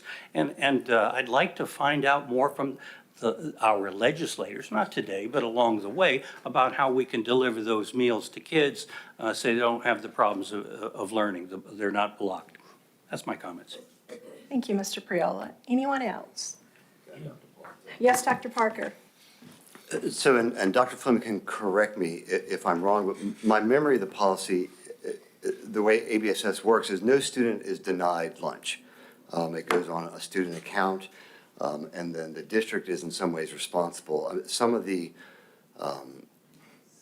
there's a lot of funding that's tied to the percentage of your school where the parent or guardian actually fills out the free or reduced lunch application, and so that's a very messy problem, and it's not just the food, it's the way it's tied in with so many other programs as far as the free and reduced lunch. And I don't have a fix for it, but just to say that, the district is very limited in the ways that we can recover funds from students that have school debts, fine. But then also, things like Title I, and there's some other programs as well that are tied to percentages that are. So this is a very complicated issue. And, confidence is the feeling you have before you understand the problem. And the more I try to figure out exactly what's going on, what we can do, and take a look at it, it's complex, and really I don't have a solution here, but just wanted to add that. Thanks. Thank you, Dr. Parker. I'm going to take an opportunity now to share some of the comments that I've been listening for the past hour, and then pose a question to our legislators, and then we'll wrap this section of our agenda up. Dr. Fleming will do a couple of really quick superintendent updates. We'll take a recess. I know that everybody's ready for that. And then we'll come back for academic updates. I guess one of my questions is, and I think Senator Galey answered one of these, is the priorities. What do you see as the priorities for public education this year? From your perspective in Raleigh, when you're looking at it from a state lens, and how does that impact us in the county? Some of the things that I've heard is, and that we've talked about and celebrated over the past few months, is that North Carolina is #1 in business. We've got, I think Amy shared that our tourism and travel industry is one of the top 10 for the revenue generated for our state. But North Carolina is one of the lowest states in per student funding. So is there something to address that at the state level? We've talked about, not here today, but we've heard a lot about lottery dollars and the impact for schools. And I think it's important for the community to understand the lottery dollars that are generated, how they are distributed among the counties. We went from 9.7 last year to in 2024 to 9.84 in 2025. So that's not quite $1 million increase, but where does that money go? And I think that's a lot of conversation in the community is understanding the lottery. A recent report came out that we're not getting more, even though that percentage is staying the same and lottery funding is rising. Opportunity scholarships, and that is not to be confused with school choice. I'm all for school choice. But like Ms. Gailey was saying, as taxpayers, it's hard to wrap my head around, particularly as a school board member, that we are using tax dollars to support private school education. And they're taking they're not taking, millions of dollars are being given to opportunity scholarship recipients for private education when some of those, particularly the tier 3 and tier 4 families, can't afford that. So we're taking those dollars out of public education, but we don't take public dollars, to put my realtor hat on, to pave public roads or use towards private roads, or to use public dollars for private. So I struggle with that a little bit because that's a lot of money that could be funneled to the public school system. Also, teacher pay, particularly our veteran teachers, better ways to support our beginning teachers and restore the teacher pipeline. Special education students, I think right now the state is capped at 13% per school district. And I think, if I'm not mistaken, Dr. Fleming, our student population above that is funded locally. I think that's important. I think there has been some conversation about that on the state level. We've talked a lot about school calendar. My big question for the school calendar is we want the same opportunities as the private and charter schools who do have full calendar flexibility. So I appreciate all three of you for the work that you've done at the state level, not just this year, but in years past as well, particularly to our representatives. But that's important. We're often compared financially as well as academically, to Mr. Briola's point, to private and charter schools. So we would just like to be able to have the same freedoms and flexibilities that they have. And I think that's something that all 115 school districts would appreciate. And then, let's see, we've got 121 subdivisions that are pending here in Alamance County. So the Board of Education in this community is getting ready to undergo a huge rezoning project that is never fun for the board members, for families, for students, for teachers. I think there has to be more collaboration with the people around this table at the county and the state level to look at those infrastructure needs beyond roads, beyond what you're looking at from the housing or from the commercial development point is where are these people going to live? And when you're bringing all those houses in, those housing units into Alamance County, most of those families have children. And so where do we put those children? So I think that's a big piece of it too. So I guess kind of to round all that up, those are some of the things that are on our kind of, that I'm going to be watching this year, just to kind of see, are there ways that we can be better partners with you at the state level to help champion some of these things? And what are your thoughts on some of these things? And I guess just to round it up really quickly, is what are your top priorities, maybe your top 1 or 2 priorities for public education in 2026? That was a lot to cover. I'll be glad to email it to you as well, but I have an hour's worth of notes here. But if you'll indulge me, that would be fabulous.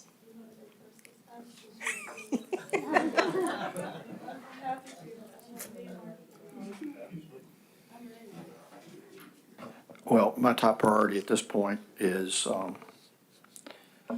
get the House budget passed.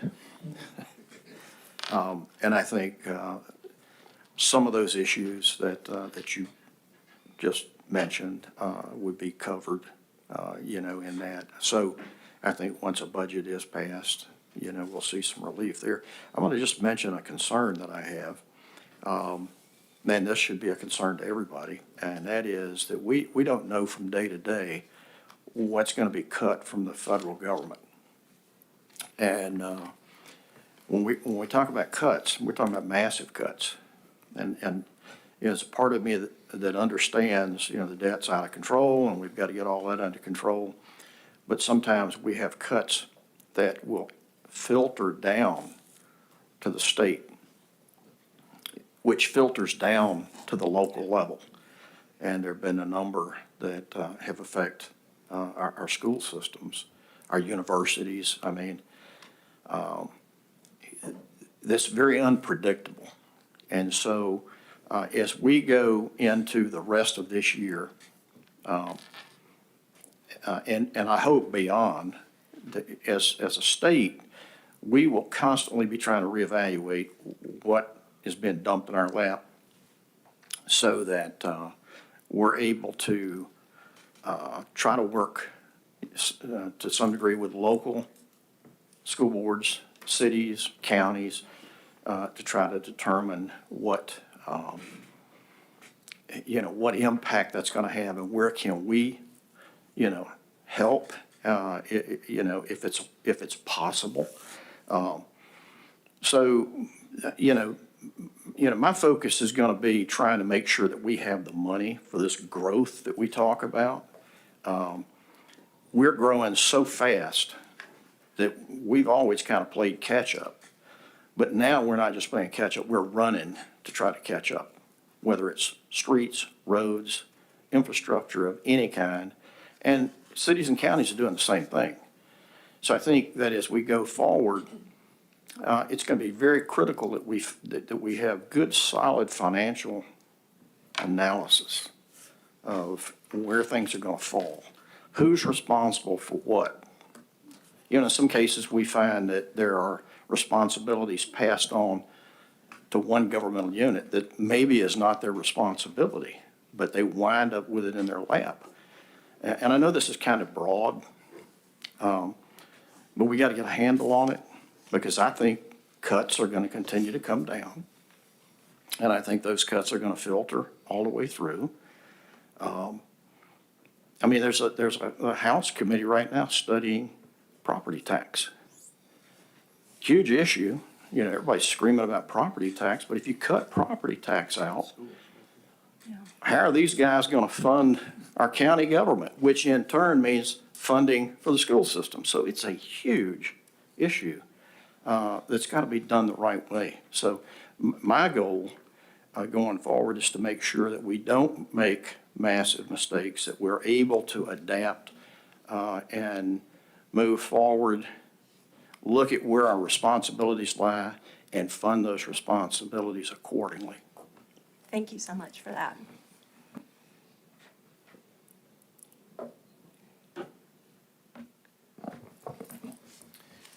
I think the first topic had to do with the quality of the education, basically. Are we succeeding? When I was in a classroom another lifetime ago, there were 4 things that I tried to accomplish in the lives of the students that I had before me. The first was the ability to read with comprehension, to be able to remember what they've read and to connect the dots with what they're reading. The next thing was to communicate effectively in both the spoken and the written word, because they will be talking a lot in the course of their lifetime, and to be able to effectively communicate, whether it's a spoken word or the written word, is a marker of your future success. Next was the ability to engage in reflective thought, to sit in a council like this and bat ideas back and forth and try to come to a conclusion or some resolution or direction. But you can only do that if you've got the ability to reflect on what you've read, what you've heard, what you see, what you read, things like that. And lastly, and in some ways I think this was the most important, was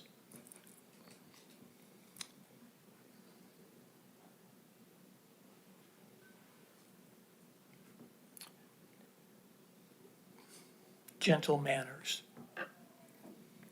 that will open or slam doors for you. Gentle manners that give a form and a color to our lives. So those are things, not just academic, but it's the ability to communicate. That's what a good education, I think, can do for you. And I think in some cases, that last one is the most important. Having gentle manners that give you a form and a color to your life that would be absent otherwise. And after that, you lost me as to what are the other ones. Pick one more and we'll talk about that. I guess probably the most important, and I will send you guys an email on this, but probably the most important thing is what do you see as the top one or two priorities for public education in Raleigh this year? Okay, well, I'll refer to what I just read. Okay. If we're succeeding in the lives of students, if before they came to our schools, those four things were not really active in their life, but after they matriculate through grade 12, grade 7, however long they're here under our care, that is important. That's what I think the product should look like. You've got to be able to function in the society that you are born into. But that doesn't mean you stay at one place. But so those things, I think, give you an advantage. If you can get that across to your students. And I saw it happen in the classroom. Kids come in first day of school and they're lackadaisical, they're just kind of not there. But somewhere along the line in the 180 days you had, the light went on. And for a teacher, that's payday. That's where it all comes down to see them develop these character traits, these qualities, that wherever they go, they will succeed. Thank you for that. Senator Gailey? So that was the list that you had there, Madam Chair. There's a lot of things on it. And I'll go through the issues that you raised. Some of them we could spend an hour just talking about that one issue, and then I'll talk about my three things that I think about for public education. So are we low in per student funding? It's really important when you compare student funding between states that you recognize what percentage of that state's funding is from the state and what percentage is from the local government. North Carolina, I understand generally is 55% of the funding comes from the state and generally 35% comes from the local government and the rest is federal. Other states, it's flipped. A lot of states in this country, I think Massachusetts is one of them, that 35% comes from the state and 55% comes from the local government. I was very proud when I left the Board of County Commissioners that ABSS was in the top 10 in teacher supplement size in the state of North Carolina. It is not anymore. It has fallen way out of that. I think that our local government needs to do more to invest in public education. And I think our local government needs to do more to invest in teachers and staff, especially considering where we sit in the I-85, I-40 cradle. I dispute very strongly that teachers leave North Carolina to go teach in other states that have higher pay, but it is irrefutable that teachers leave ABSS to go teach in neighboring school systems where there's higher pay. So that's what I think about the per student funding. When you talk about cross state lines, you have to be really careful that you're comparing apples to apples with where that funding comes from and getting the total picture and not leaving out pieces of it. The lottery dollars for the schools, I saw the auditor's report, understand that people are playing different games that have a different payout and that the amount of money that's being returned to the school systems from the lottery is lagging because of the games that people are choosing to play, unrelated to any kind of funding decision. I think that that's what's going on there. Opportunity scholarships, you said that that is different from school choice. I respectfully disagree very strongly. Opportunity scholarships is school choice. You cannot support school choice and not support some form of opportunity scholarships.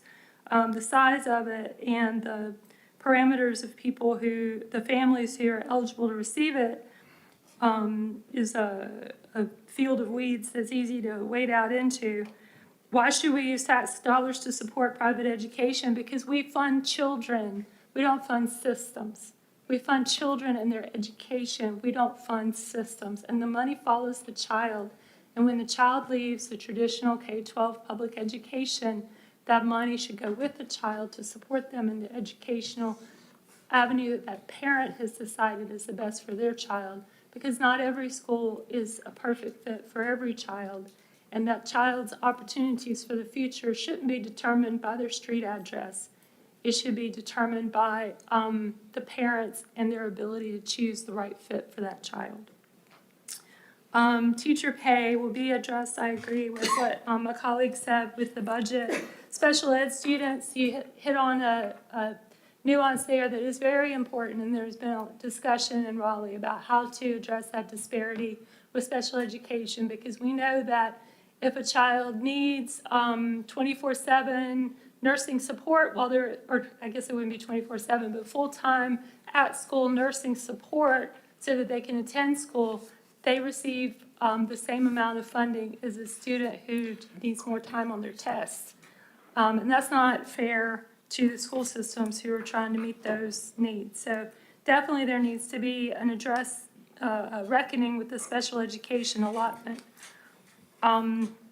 So what are my three things? When I look at, so going to ABSS schools, talking to people around the state, I don't know that these are necessarily being discussed in Raleigh, but I think that these are three priorities that should be elevated for every school district. Number one is English as a second language students and how to meet their needs. I think that it's reasonable, and I think that this is a challenge that is not going to be easily addressed statewide. It is a real challenge for the district level. And I've often wondered if we can have the Bluetooth translator where where you have a situation where a professional is speaking into a microphone, there's a computer that translates it to a Bluetooth, and the listener is translated into their native language. Why can't we implement that on the school level? And at the conferences that I referenced earlier, I asked people from Arizona, Texas, Florida, do you all have any kind of innovative way that you deal with English as a second language learners? And they said, no, we don't do any of that. I don't understand why we're not using technology to solve some of these problems. And the students need to learn to speak English. I don't endorse any kind of policy that abrogates a non-English speaker child not graduating high school with competent English skills. But when they're in science class, when they're in math class, I think it would be enormously helpful if they could understand what's going on around them, and that would have a real impact on student achievement. Number two is chronic absenteeism. As I mentioned before, post-COVID, this is a really big problem. Students and families don't seem to prioritize the importance of being physically present in the classroom while instruction is taking place. And I think that that is a big problem that school districts should be working on. And then the last thing that I think is very, very important is memorizing math facts. I think that a big piece of why our math education in the United States is faltering is because children don't memorize their multiplication and division tables. And I've talked to middle school teachers who teach math, and I've asked them, what's going on? Why is it so hard? And they say when it comes to learning how to multiply and divide fractions, they don't know their math facts. And so when they have the cross multiplication 3 times 4, they freeze up. They don't know how to do it. And so just having that fundamental knowledge of the math facts, I really encourage you school board members and your administration to make sure that your classroom, that your principals, elementary school principals are insisting teachers teach the math facts. I believe that that is part of the curriculum, the state standards. I believe that, I've looked that up, and the state standards for the state of North Carolina says that children will learn their math facts. And I don't think they're doing that. And so those would be my 3 things. Thank you, Senator Gailey. With permission from Chairwoman Allen, we will wrap up our legislative update portion of our agenda. We will take a recess, if we can keep it to 10 minutes, and then we'll return for Dr. Fleming and his team with academic, facility, and finance updates. All right, so we are adjourned until... Recess. Or we are recessed, excuse me, don't anybody leave. We are recessed until 10:35. Mr. Fry. We are back in session. At this time, I will turn the floor over to Dr. Fleming for superintendent updates, and then we'll move into 3 portions of ABSS Thank you, Madam Chair. Good to see everyone again. I do want to welcome everyone here to CTEC. Today we're meeting in our Career and Technical Education Center, and we have several student-led projects that I'd like to highlight. The breakfast and refreshments were made by our culinary students here at CTEC, led by Miss Tiffany King downstairs, who does a wonderful job with our culinary program. The flower arrangements you see around the room, they were created by our nationally recognized FFA floriculture team at Southern Alamance High School. And in front of you is a gift from our carpentry students here at CTEC, led by Mr. David Miles, the carpentry teacher. They act as a nameplate, but they're also a coaster you can use. And then I believe some of our engineering students 3D printed the first initial of your last name as well. And so we appreciate that. The placemat in front of you, we wanted to share with you some statistics about our career and technical education programs here in ABSS, along with a list of all the CTE programs that we offer, which I believe are on the back, yes. Yes. Just to highlight, we had 8,473 students in CTE courses this current year, and then just over 3,800 industry-recognized credentials earned. That's a very high number in the state, and we're very proud of that. So on the next slide, I have posed two questions here that I'll try to briefly answer. And one is, where have we been in 1 year? Like I said, I've been here a year. I think I said a year and 3 months. It might be closer to 4 now, but it has been a busy year, particularly in the areas of finance, facilities, and academics. We've had a lot of successes in all three of those areas. I know there's been a lot of conversation on academics. We've heard that a few times.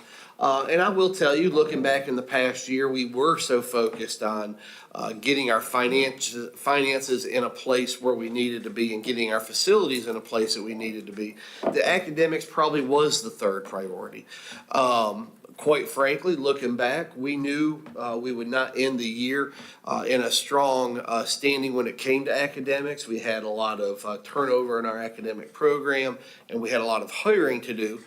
Quite frankly, it ended up probably worse than we thought, or certainly that we wanted. But with that said, we know we're headed down the right road, and we'll share some of those in just a little bit of where we're headed in all three of those areas, but in particular with academics, which will be first right after me. But we do have a lot of successes to share in ABSS. First, we were recognized by the state for our advanced placement course results, including growth and participation and achievement. 2,267 AP exams were given, and of those, 1,423 came out with a score of a 3, 4, or 5, which is passing, and also will allow you to get the college credit. And I believe if you do the quick math on that, that's nearly 2/3 of our AP exams given came out with a good result there. 5 state championship athletic teams and 2 individual state champions this past year. Last year, nearly 900 students were involved, were individual academic all-conference athletes. Some noteworthy statistics on staff. Hawfield's Middle School chorus teacher Aria Westbrook was selected as the 2025 North Carolina Music Educators Association Middle School Choral Teacher of the Year. Chanel Jones, 6th grade teacher at Broadview Middle School, is currently the North Carolina Piedmont Triad Regional Teacher of the Year, and she's one of the top 9 teachers in the state. And she was invited to sit on Governor Stein's teacher advisory committee, and she is a product of ABSS. She went from Yoder to Woodlawn and graduating from Eastern Alamance High School, so we're very proud of her. Andy Goldberg, a counselor at Broadview Middle School, is the North Carolina School Counselor of the Year, and she was recently named one of 6 finalists of the national award. She'll get to go to DC this month for the award ceremony to see where she ranked there, so we're hoping for a good first place finish there. And ABSS Beginning Teacher of the Year, Anna Sophia Steinke from Andrews Elementary right next door here. She has been named finalist for State Beginning Teacher of the Year, so we are proud of her. Community partnerships, of course, are one of our greatest successes. We have the Elon University Teacher Pipeline, Teacher Alamance, where these individuals can graduate from graduate from Elon and then come here and teach for ABSS. We have ACC courses, of course, exposing students to rigor and earning transferable credits. Impact Alamance provided around $4 million in grants over the last 10 years, supporting teacher professional development. And the very popular Alamance Chamber program, the Alamance Youth Leadership Program and the Excellence in Education Program have been two things I've really enjoyed the most about being here in ABSS. Some measurable results. We opened the first school-based telehealth program at Hillcrest Elementary and celebrated a second location right over here at Andrews in November. And we are already looking at future locations and piloting a behavioral health component as well, which is very strongly needed. We mentioned a little bit on finances earlier. We did receive a clean financial audit. There were no findings on the audit, and we currently have a positive fund balance. Each of these is the first in the last several years, and we're very proud of that and the work that our finance team does, and you'll hear from Mr. Messer in just a little bit. And we are one of the very few school districts to have a financial dashboard.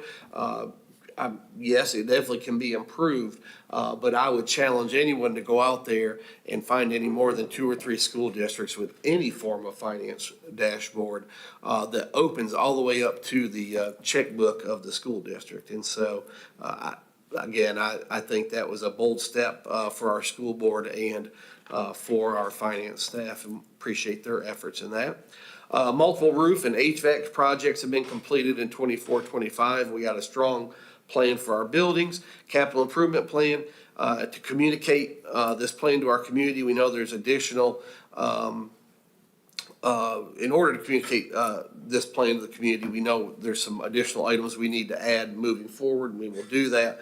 And then Dr. McWhorter will share some great news. Senator Gealy mentioned it earlier, our Advanced Teaching Roles Grant. We applied to Department of Public Instruction. We were notified, we received the grant, and we will receive the highest total of the grant for this school year. And so we're very pleased. Also, we've been told it was potentially the highest scoring grant in the history of the Advanced Teaching Roles Grant Program. And so we are very excited about that. And Dr. McWhorter will share a little more about that. So the second question, where do we want to see ourselves in the future? And we know that we have some opportunities for improvement. We were categorized, ABSS was categorized as a low-performing district. Lower socioeconomic schools are typically identified as low-performing. We have new academics leadership, and you'll get to hear from Dr. McWhorter here soon. Seeing our students leave for choice options during middle school. We've noticed that a lot of our school choice options don't really happen in the they certainly do, but not at a higher, not as high of a rate at the elementary or high school level, but very high rate at the middle school level. So students are going through ABSS in their elementary grades, are leaving for middle school, but then they're coming back for the high school opportunities. So we know middle school is where we have to focus some of our work as well. We do have some overcrowding schools, and we'll address these with some reassignments. School safety. What we must focus more on is our physical security of our buildings, the locks, we heard about the locking vestibules earlier. We've also got to focus more on cameras and weapon detection. I'll probably stop there. Rest of that's probably for closed session. But one of the items is including our cell phone use. We believe our schools have become safer by putting our cell phones up. There's not only an academic advantage, but we see a school security advantage. And there's some things we need to do to ensure that we are keeping our cell phones out of our hands during instruction. And so we're going to continue to push that. It's officially a state law now. Staffing struggles, especially for our bus drivers and EC teachers. As you can see from a chart, and if we can flip this forward, just a few years ago, ABSS was a leader in the state and region for teacher retention. Now our turnover rate is higher than both our state and region. And salary supplements make the difference. That's what it boils down to. That is why we have individuals leaving the county. Senator Gealy made a point earlier. I do believe this is true. We don't have as many leaving the state because of salary, but within the state of North Carolina, that is a major reason why teachers are leaving. So upcoming, building on our current strategic plan, we will refresh it to include metrics and goals that keep us understanding where we are. The key to improvement is data and knowing when we have and haven't met our goals. We've officially begun our rezoning process. I encourage everyone to complete the survey out in the public or here at the table before January 15th and attend an upcoming in-person community session. While updating our school zones will help with some overcrowding and underutilization situations, it will not eliminate the issue. And I want to make that clear. We're not going to fill every school up. We will still have empty seats in schools, and we will not undercrowd any school. We will still have crowded schools even after, but we want to help balance this as much as we can before we move into this next section, and that I'll get to in just a minute. But it's my hope that we can be as proud of our school facilities as we are of Alamance County's current economy, growth, and position in our state. So here's ask number one. It's our hope that a dedicated quarter-cent sales tax and school construction bond will be a part of all of our conversations over the next 12 months. It's something we need, particularly on the eastern side of the county and to an extent on the western side of the county. No redistricting will reduce the overcrowding that we're going to see on the eastern and western perimeters of our county. And so those are conversations we have to have. And I hope that our state legislators will help us, even though it will be a local bond. We may need some a local bill or some tweaking to help us get some of this through. And so over the next 12 months, we can have those conversations.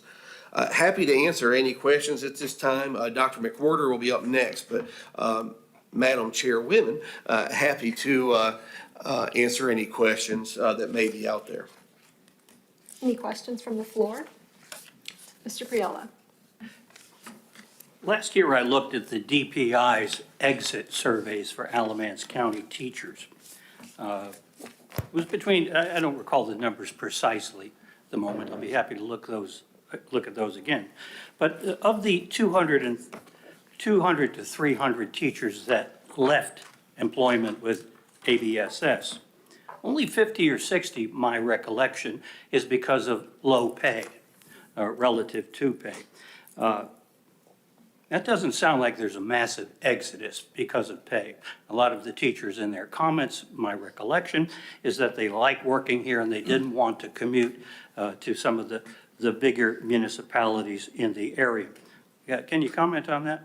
Yeah, I don't have the numbers in front of me. It is a significant number for pay, but we also have military PCS that affects us to an extent. We have some that for family reasons need to move either in-state or out-of-state with aging parents. You hear that a lot. And certainly being in that category myself, I can understand that. There's a whole multitude of reasons, but as our HR staff sit down and talk about why we need to move to a Guilford, or why a teacher's leaving to Guilford, why a teacher might be getting back in towards the Triangle, it typically is around pay. Even though they may live here, they know if they drive a little further, they'll get more pay. The other piece to that is, it's not as much the case here as it is in some more rural counties, is that a student graduates, we'll say from UNCG, or maybe they graduate again from Carolina or wherever, and maybe they have an apartment in Chapel Hill or they have an apartment in Greensboro. They get a job with us their beginning year as a teacher, and it doesn't take that long to realize, wow, I'm driving a long ways. We can define that, however, 20, 30 minutes. And they realize, man, I'm passing 2 or 3 schools on my way to Alamance County where I could be making more. And so they then realize, I'll go to Orange, I'll go to Chapel Hill, I'll go to Durham, I'll go to Guilford, in some cases Chatham. And so that is where we're seeing a lot of it. Now, the good thing is we do have a lot of apartments and homes available for beginning teachers or in that price range that they can afford. I was previously in a county where there was a mass exodus because of that reason, and we still hear that some.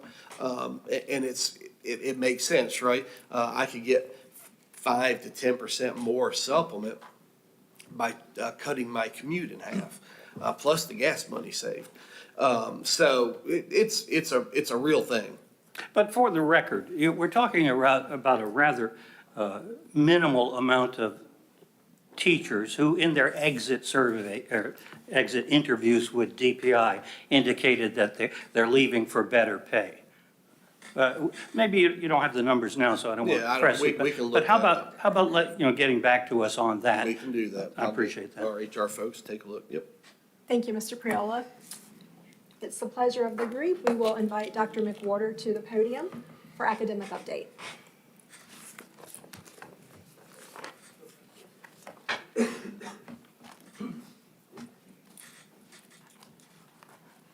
Still morning. Good morning, everybody. My name is Sean McWhorter.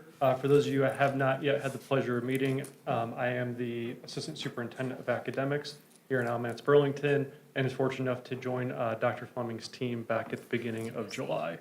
So what I would like to do is spend a little bit of time giving everybody an update and some information surrounding the academics department. And really our number one priority, which has been topic of conversation already around the table, is school improvement. So that is where our focus is, and focus has been for this year. Now, I think it's impossible to have a conversation about school improvement if you're not also willing to have a conversation about some of the more foundational aspects of teaching and learning. Unfortunately, when you talk about those foundational aspects of teaching and learning, you're generally talking about things that are exhilarating dinner time conversation. But that is okay. These are still the areas that I am quite passionate about. And it is these areas where the rubber truly does meet the road in making and creating sustainable and ongoing school growth. We know that it is impossible for any school to, in essence, intervene their way out of what is a core problem. And that is why most of our time, energy, and resources have been dedicated to helping to strengthen and improve the core across our schools and across the district. Sorry, I had meant to flip that slide a couple minutes ago. So one of our priorities in line with that strengthening the core instruction is to ensure that all students have access to rigorous and aligned instruction in every single classroom and in every day. Now, unfortunately, this doesn't happen with the snap of fingers. Things like this take time to integrate in. However, it is absolutely essential that when looking at this, that the pathway to do this is to ensure that you are delivering instruction that is tightly aligned to the state standards. The state has given us a set of standards, and by ensuring that a teacher successfully teaches those standards in third grade, we ensure that student is set up to be successful then in fourth grade. Without that system in place, you get left trying to track down interventions, and that is why I say you cannot intervene your way out of that core problem, because you are never going back and fixing that core issue, which is core instruction. So when looking at core instruction, how to improve core instruction, it's first important that teachers start with the unpacking of the standards that they're about to approach in their instructional sequence. So for sake of this conversation, we'll just say that sequence might be a week or two. So as a teacher, I need to make sure that I unpack the standards I'm about to approach. I utilize the curriculum or content I have to then build lessons for that week or two. I teach that instruction and provide my students with a common assessment that I then coordinate with my colleagues. We gather around the table, have conversation about what those results looked like, how effective was our instruction to the students. We also then give those students that may have had some gaps or some holes that opportunity for immediate remediation on that core instruction. If you wait too long in between those gaps, between continually cycling back, problem solving and cycling back that instruction, what you'll be left with are gaps that are simply too big for a teacher to realistically close within a time frame of, say, just teaching straight through, get to the last month of school, and then try to go circle back and review everything before an EOG or an EOC. That has to be an ongoing improvement cycle. This also helps with identifying student needs. So you first start with that core, you provide that core-based remediation, But then is also necessary to make sure that you're digging a little bit deeper and ensuring that if students have additional needs, perhaps it's trouble with reading, trouble with phonics, that we have those programs in place to make sure that we are providing that support for students. And it's all part of building that responsive teaching and learning system that helps us ensure that every student has that ability to be successful. So when we talk about then our resource alignment, so what we really want to make sure that we're doing is ensuring that our time, our energy, our efforts are all aligned to things that are going to help to improve that core instruction for our students. So one of the first is school support staff. So back when the district went through the financial struggles, one of the positions that was cut was what I'm identifying here generically as instructional coordinators, the district called SIS positions. Those are positions at schools that focus primarily on teaching and learning, supporting teachers with content, with the curriculum, ensuring that good teaching and learning practices are taking place every day. All of our schools lost those positions. So then that responsibility came to rest on the principal's shoulders. Now, I know very few principals that don't love to get into classrooms, spend time working with teachers. However, they also have an entire building to manage, parents to talk with, discipline to do, and so their responsibilities are vast. And so the loss of those positions was truly a great loss for ABSS. However, working with our finance department, we were able to post these positions back into 8 of our lowest performing schools. They're not all yet filled. We hope to have them filled by the end of the year. And although that won't pay immediate dividends now for this year, it is one of those things that we know moving forward that at least those 8 lowest performing schools will have those positions back in them. Another area, which I appreciate the mention for advanced teaching roles, we did apply for and receive the advanced teaching roles grant from the state. So we really appreciate that support from both the state board and our Senate. This is a topic that is near and dear to my heart. This is something I had a lot of engagement with and involvement with on my previous job in Guilford County.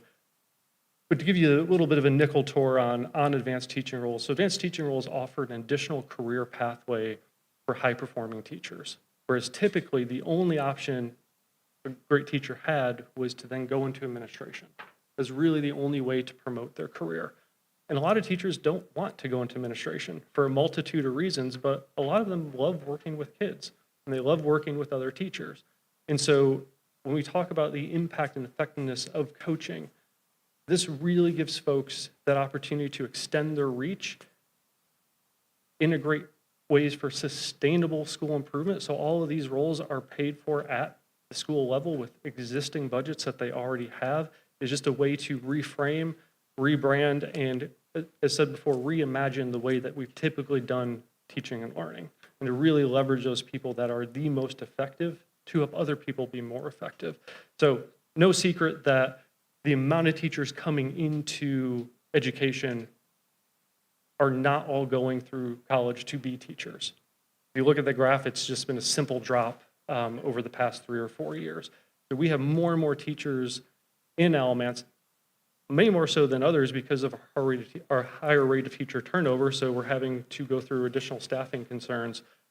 But then we have teachers that are coming in that really can really benefit from that expertise from an expert. Now, again, remember, we already lost all of those instructional coordinator positions, so there's not a lot of support available for those folks. Yes, the central office does have 2 people that do beginning teacher support, but when you're looking at 2 people across an entire district, you can't really give that day-to-day support that is really necessary for teachers to, especially new to the profession, to hit the ground running and truly be successful.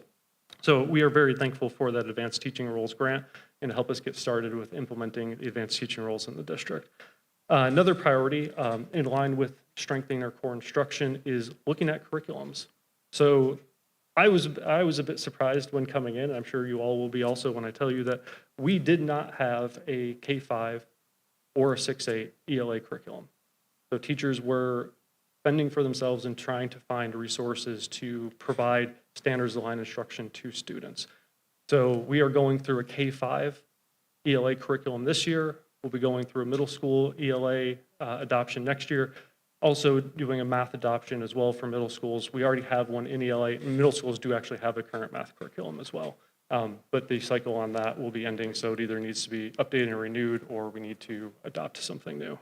As far as data goes, so data has been a hot topic since I have been here, and we have driven into the data systems that we do currently have. And in talking with principals when I first arrived, one of the big gripes they had with data was obviously previous benchmarks that we used. So for those of you that may not know, benchmarks are essentially those bigger interim assessments that are really supposed to mirror an EOG or an EOC to give schools and teachers an idea of where their students are. So are they solid in these set of standards? Do they need help in these others in order to be successful on then the state exams? And so the data that we were getting from our prior interim assessments it was mostly useless, to be honest. And so we revised the benchmarks that we have for elementary, revised the benchmarks that we had for middle school. And for high school, we actually are piloting a new system called Mastery Connect. A couple of our neighboring districts had used also with some pretty good success, and I'll show you a little bit on that, to give high schools and our high school teachers instantaneous data that they can also use to coordinate all the other common assessments that they're using as well. So thus far, that system has been very, very well received, but again, we are piloting it right now. We hope for success, and then we'll look at expansion perhaps for next year. The other is a data warehouse and early warning system. So in education, we are generally information rich, but data poor, or maybe the opposite way around, I might reverse that. We don't do a great job at utilizing the data that we have. One of the reasons for this is that the data comes in a multitude of sources and a multitude of formats, and able to cross-reference all the different data sources to problem solve for a child. I may need 4 computer screens, and I'm not joking on that. As a principal, I may need to involve my counselor and maybe an assistant principal that might be over disciplined in order to actually get the resources and the data I need to see what is going on. So what we really want to do is identify a way that we could make that data more accessible to both our teachers and to our principals. As again, one of our priorities and jobs from the central office level is to make sure that our teachers have what they need to be successful. We can't do it for them, but we sure as heck better make sure that they have what they need so that they can do the best job that they can. So looking at this example for our check-ins and benchmarks. So if you look at the chart, the predicted score of 3 or above is from our benchmarking system. And this is the one that we're piloting at the high schools. And so from my conversations, again, with the surrounding districts that have used this program, they have told us that, yes, it is pretty accurate. However, I will caution anybody on resting their hat on predictive data. I simply just wouldn't do it until we've at least run it through a couple times. So obviously during this year at high schools, and one of the reasons we pilot at high schools is that we get 2 chances to utilize this data and really assess how closely the predictive data actually is. So in 3 of the 4 EOC contents, our predictive data is showing that we're already going to be higher than we were last year for the EOCs. Now, keep in mind, this was also done about a month ago, so the schools have had some additional time for teaching and learning. So we hope that even with the interim of that Christmas recess, that we still will gain some additional traction from what we're seeing here. So we are cautiously optimistic there, but again, please do not rest your head or your hat on that data is simply predictive data. So what this program does do, and if you look at the graph over on the right-hand side, is for both the benchmark and any other assessment that a teacher gives in this data system, it allows them to deep dive into any of the standards. You can do it as a school level, a teacher can do it as on a teacher level, and the XMM not simply exceeding mastery, at mastery, near mastery, all the way down to needs remediation. So teachers and principals can dive down to individual standards to see where am I good at, where am I not good at. If I have a student on the cusp that's really close, I can analyze that student specifically, and it will actually, again, track the data that teachers have been putting in throughout the entire semester also. So far, our teachers have really appreciated this, as have the principals. Unfortunately, due to the timing of it, we weren't able to implement it at the very beginning of the year, so we rolled this out, I believe it was the very beginning of November. But already it's getting some good traction, and we'll have the full next semester to utilize it as well. As far as the early warning dashboard goes, this is, and again, to caution you, this is literally kind of off the press as of last week. So we have been working with a company called Abre for the past couple months to get them a variety of our data sources in so that they can create some easy to use benchmarks or dashboards for our teachers. And so again, in this short example, you have at the top everything from the attendance to behavior, which is we separate out into minor and major discipline. And at the bottom is academic risk level. So this is from a high school. And so what I can see for sake of this example is I got 99 students who are in danger academically. Like they are in the red. They're failing a couple classes and they're not trending in the right direction. So definitely want to make sure I dive into this.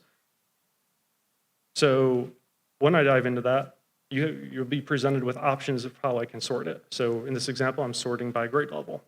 One thing I know as a high school is I got kids that are about to graduate. I want to make sure that my seniors are going to graduate, and I will pull them across that aisle if I need to. I will provide them with any sort of interventions and supports, but we have got to get them across. And so fortunately, what I see is out of those 99 students, only 9, if you guys can read that, I don't know if you can, there's only 9 students that are seniors. So that's great news for this school. So then I want to sort that, how many of those are attendance? And so you can see in the bottom left, I have one student that's missed 5%, one that's missed 9%, but it looks like I have a serious attendance issue with these students that are in danger. Now, what this isn't telling me is, and there's a separate attendance dashboard I could go to and look at, is when are these days being missed? So for those that are at the 51, 53, and 60, are they still with us?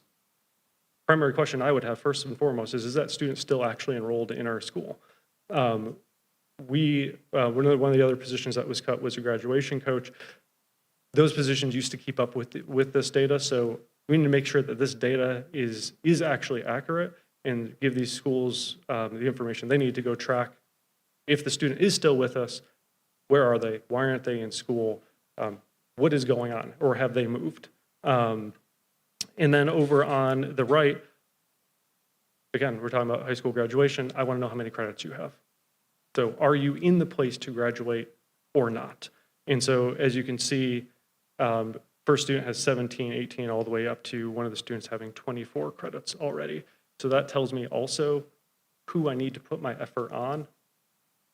Looks like the student that has 17 credits, depending on how they finish this semester, I may need to get the counselor with them ASAP, make sure they're in a credit recovery class, ensure that they are successfully completing the second semester, otherwise they might not make it. So this is the type of data, without exaggeration, would have probably taken a principal 45 minutes to an hour and involved a couple different people to get all this data. This took me 2 minutes to put into the slides because it's just simply clicking button and having it sort the data. So again, if we want our schools to be successful, we have to give them the tools and resources so that they're not wasting time, right? Because time is finite. We don't have a lot of it. We have to make sure that's being used well, and that they then have time to actually then act on the problem solving that they're doing.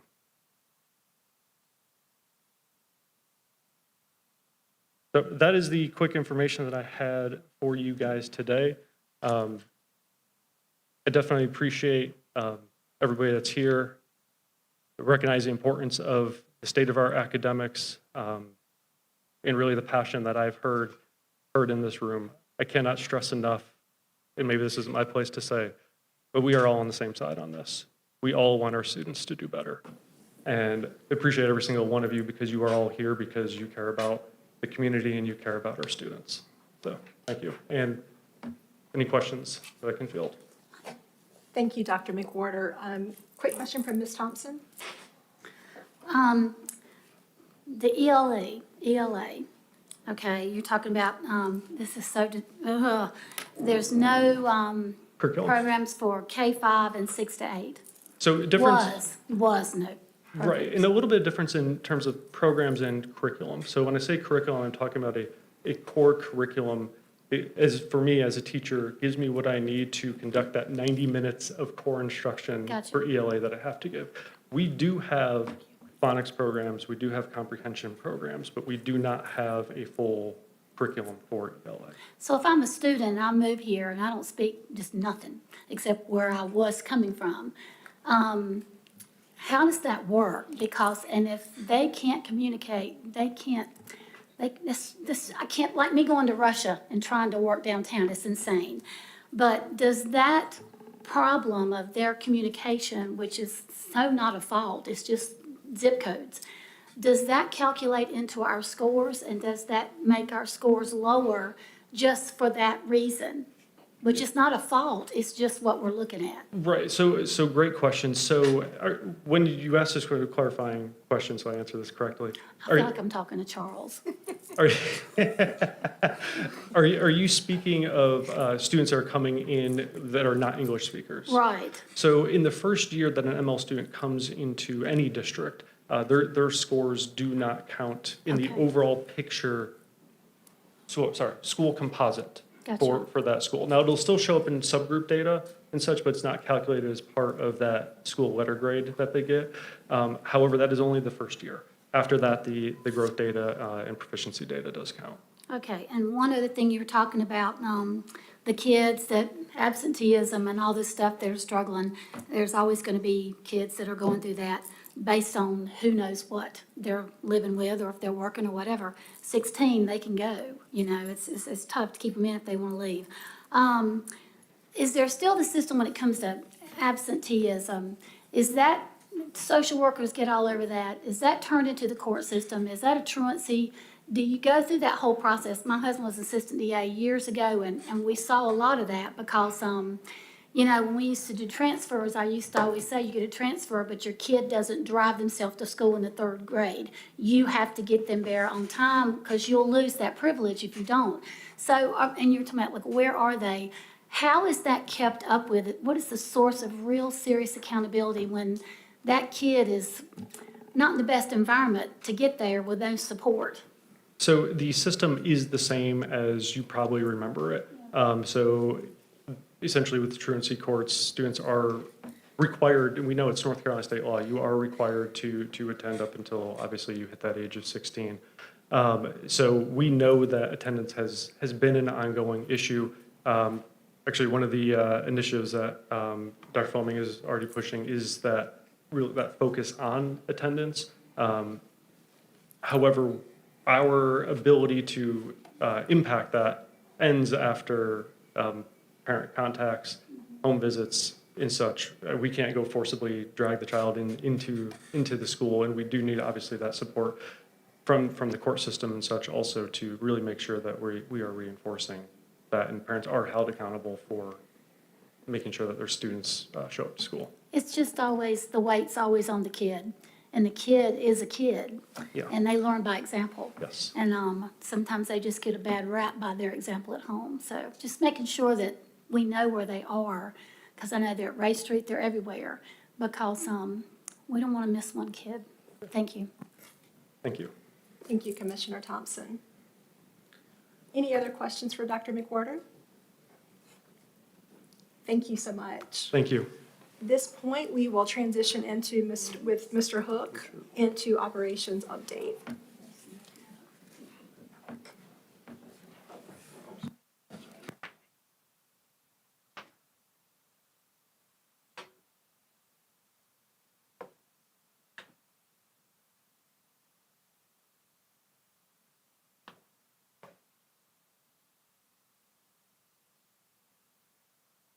We're passing a couple of documents that I'll reference on the presentation. I wanted you to have these in your hand because it's difficult to see those numbers on the screen.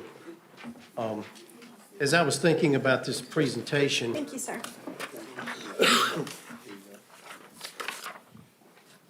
Can you give me another one too, for John? Thank you, sir. Thank you.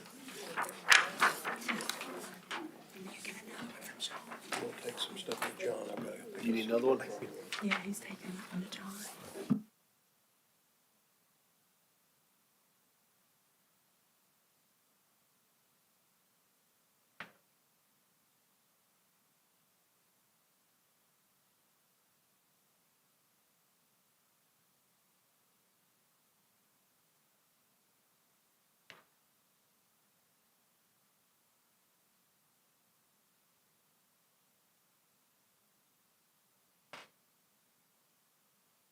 Thank you for passing those documents. These documents are more of a takeaway for you to have. We'll have the presentation linked up to the agenda on our school website when you walk away from the meeting. As I was thinking about this presentation around operations and facilities, I started thinking about the statute that requires us to make sure we let the commissioners know at the beginning and during the budget cycle what our priorities are, what is needed.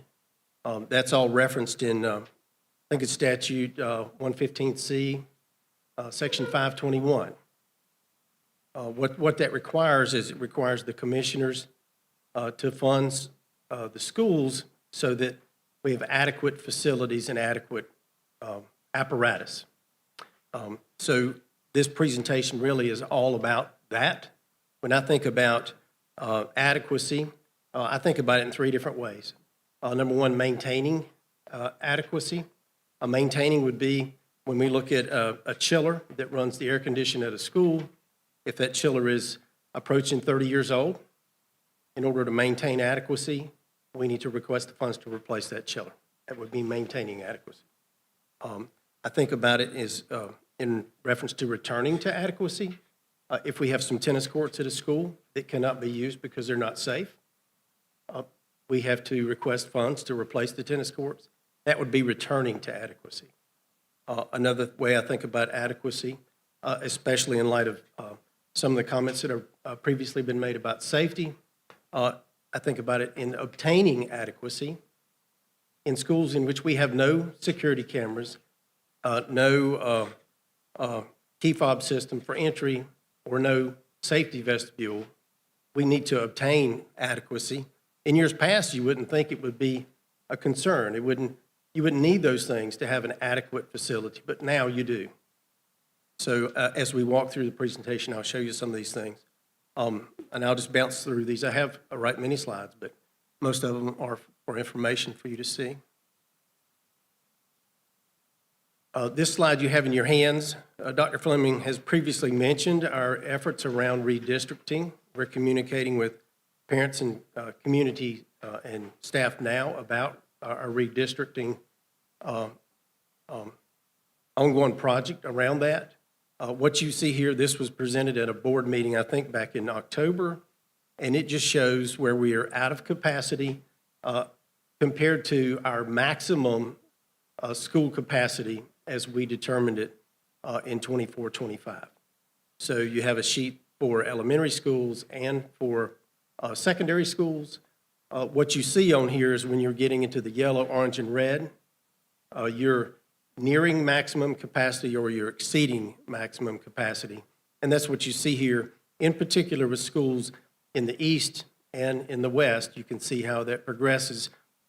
This group that we're working with out of NC State, I call them ORED, they met with all the planning directors and planning staff at each of the municipalities to review all ongoing and future construction projects to look at where all the houses going. And they have the data and the apparatus and the way to determine, based on the number of houses going in and the type of houses going in, how many children will be in those homes, and then that's how they use their math to go out into the future to see what the population in the school is going to be and if it will reach or exceed capacity. So that's what this table shows. You can see on this sheet, and I think most of the community knows, Garrett Elementary is already exceeding capacity. This is the secondary sheet. You can see Southern Middle is exceeding, and you can see what's going to happen over time. The next two slides, you have this in your hands too, and I understand this is difficult to see even on the copy that you have, but I wanted you to have it when you walk away. So we went through a study with an organization called BASCA, and really what they're doing is they're looking at the asset inventory of all of our school sites and whether it's adequate or inadequate, back to the language that I used earlier. The way they go about their study and the purpose of the study, they use principals, they use maintenance staff, they use our project staff out of the operations department, and they use our safety staff. We also used the county roofing and HVAC study to supply them with information as well. So what they do, BASCA is trying to complete the 5-year facility needs assessment that has to be completed by each school district to submit to the state. They've done a very thorough job. And so what this sheet lists, the first sheet lists by school, by area of the school, how many dollars would be needed to bring that school up to perceived adequacy. The next sheet that you have is by school and by year group. In other words, if it needs to be done in the next 1 or 2 years, that's what they call a priority A. If the work needs to be done in years beyond that, they have a priority B and a priority C. And you can see on our study, the column for priority A is much higher than all of the rest of the columns. That's not to say that what's in place now is not usable and it's not adequate for the time being, but I think these 4 sheets that you have in your hands, these are indicators. They're indicating that we have change coming with school capacity. They're also indicators of the perception of the principals and the maintenance staff, the feet on the ground, about the quality or the current state of adequacy of our facilities. So I wanted you all to have this information. The second part of this presentation, I think it's important that we recognize all of the success that we've had with projects in the past 2 years. And what I did when I created this, I was being reflective on what has occurred since we last met last year about this same time. So that's the kind of things that you see here. I think this is important because we all worked together on this, and most of this was through county funding. So I'll just breeze through these. You can see we have a green check by something that is completed. So this first section here, county-funded roofing projects. All of the money that was given to us by the county for the purpose of roofing, it is tied up either in a current contract, and we have a couple that are in current design. So we've gotten to the point where we don't want to hold money too long. We want to get the projects moving. So you can see across these slides the status of these projects. These are county-funded HVAC projects. This is from the group of dollars that were released from the second sale of bond funds.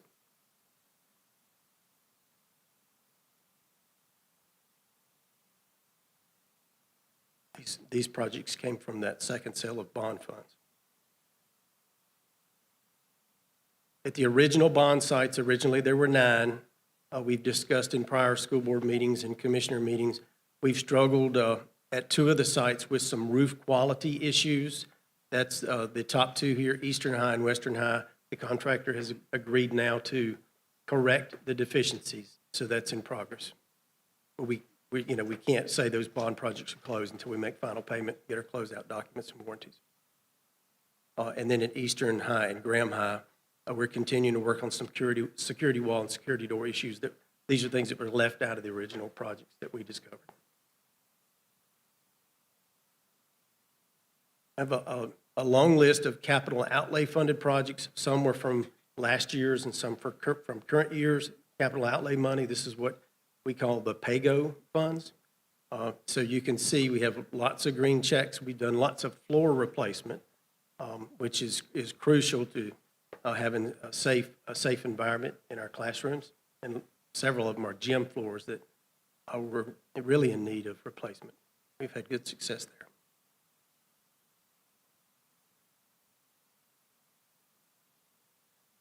I would put this in the category of maintaining adequacy, where we're replacing lots of window blinds that actually came with the schools when the schools were constructed.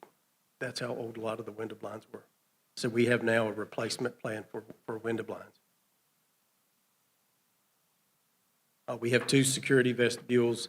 I know Representative Ross mentioned earlier security vestibules at Smith. We actually have 2. These are smaller, more easily attainable projects that we didn't need to put on the CIP. We could afford these out of our capital outlay contingency, so we're working on those now.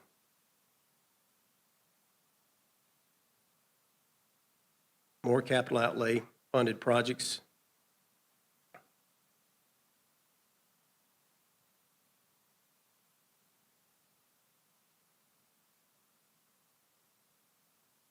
We've done lots of painting. We had money earmarked in the capital outlay budget for painting mainly of hallways and corridors. At this time, we'll move back into painting complete classrooms in future years.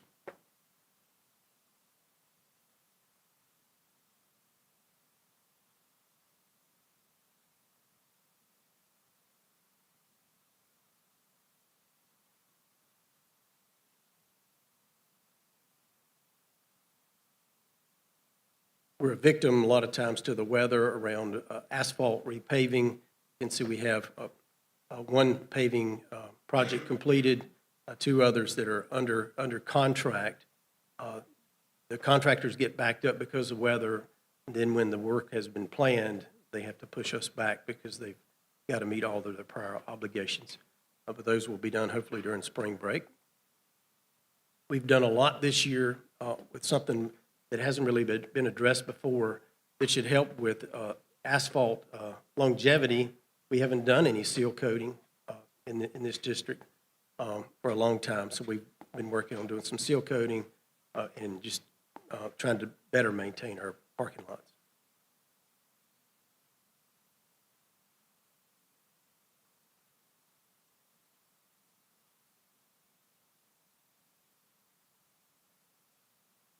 These are CIP-funded projects. We have 2 roofs that are in design, Sylvan and Southern Alamance. Again, the roofs are straight from the roof study. I think it was presented in February of '24 at the commissioners' meeting. And the HVAC work that we have ongoing is related to the HVAC study.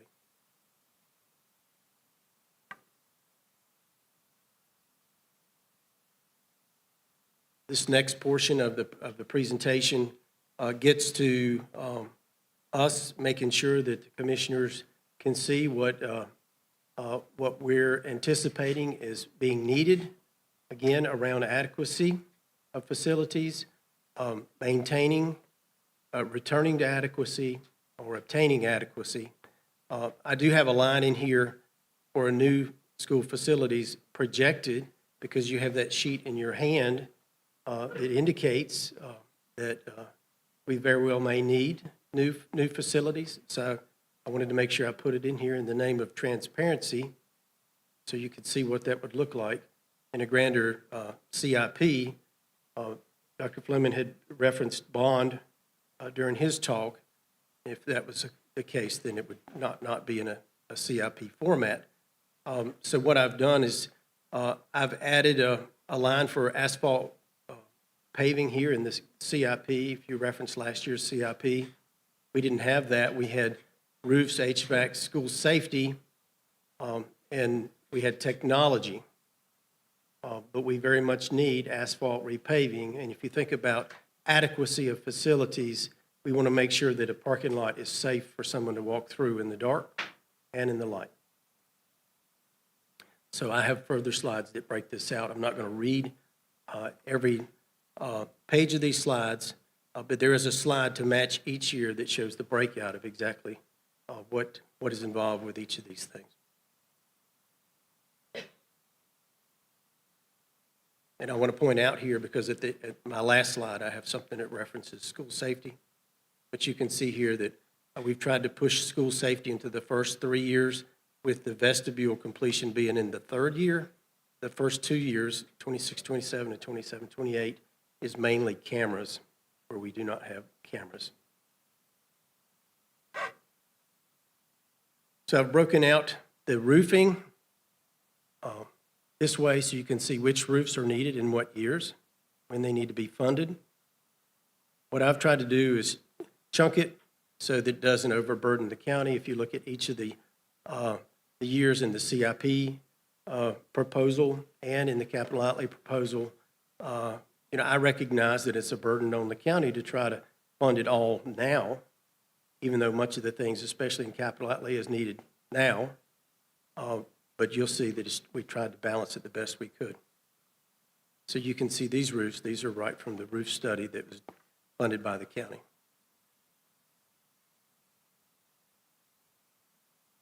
This is the HVAC sheet that shows the needs for HVAC. So we have some complete school renovations, and then we also have replacing aged equipment. I guess when I think about this, if I was to give a school tour or a school district tour to you all, these sheets would guide the tour. It's easy to look at something that's in great shape or that's adequate, but it's, when you want to go find what we need, you have to go to these specific things. So for example, if we went to the Graham Middle chiller, I have it on here, it's the third thing on the list, $700,000. If you walked up to that chiller, say, hey, it looks like a chiller to me. If I took the lock off the gate, we went into the gate, and I took the cover off, you'd see that chiller's 33 years old. The ASHRAE standards say when something's 20 years old, you should start looking at a way to replace it. So that one's 13 years past when it should be at least looked at. It's still running, so I put that in a category of maintaining adequacy when we replace it. So you can see what we've done here, a complete renovation at a school, and then addressing equipment that is at 29 or 30 years old for replacement. Last year during this same meeting, I put up lots of slides from Wake County and Guilford County showing the headlines where they had to cancel schools because of no heat or no air. And we've been very lucky so far with that. This kind of plan keeps us out of that situation. Here's the CIP safety budget. I'll speak a little to this, and then my last slide will bring us back to this. You can see I have dollar figures in here. Something new I've added, weapons detection systems. We don't have any weapons detection systems at our schools. We've had parents and community members ask for them. This would put an adequate number of weapons detection systems at every elementary, middle, and high school. At secondary, they can be picked up and moved to the ball games, football field, baseball field, to the gym. These would be the kind when you go to the state fair or to a college football game and you walk through the pylons and you have someone kind of monitoring. That's what these are. So they're not metal detectors, and they're going to pick up, every piece of metal in your pocket, your keys, and your cell phone. These are looking for weapons. Then I have the Western High, Southern High, and Williams High camera replacement. This would be, I think, the third year that I've asked for funding for those. This would be, if you think in terms of adequacy, maintaining and returning. Maintaining at Williams, the cameras are 13 years old. At Western and Southern, so many were taken down during the bond projects when they had to tear down the covered canopy walkways, or if they put up new buildings, they blocked views, or they were not included in the new building construction. So we need those. Madam Chair, can I make a comment? Absolutely, Senator Gay. About school safety. I'm really excited to see the emphasis on that in this presentation, and also on the cameras, because I know that there are some companies out there that can assist with surveillance within a building where, say, someone comes in, if they have, long arm weapons concealed under their coat, when they pull out that long arm weapon, the camera is connected to an AI interface that can detect that's a weapon. And within seconds, law enforcement people can be dispatched to address that situation. And there's been discussion in the General Assembly about investing in that at the state level, but it requires there to be cameras in place of a certain type or certain sophistication. And so, We have the right cameras. yeah, so for ABSS to invest in those cameras, I think it doesn't only pay off in the immediate goal that you might be looking at, but also in the possibility of further long-term investments from the state. Like if there were pilot programs or other things, or eventual implementation of a state-funded security system to that degree, and these, and I've seen a demonstration of it online, you know, they can distinguish between somebody pulling out a book and somebody pulling out a weapon of mass destruction, you know, so, good job. Yeah, and just follow up on that, just so everyone heard that, what Senator Gailey, which I love the technology, but our cameras, our access cameras are ready for that, whenever we can get it.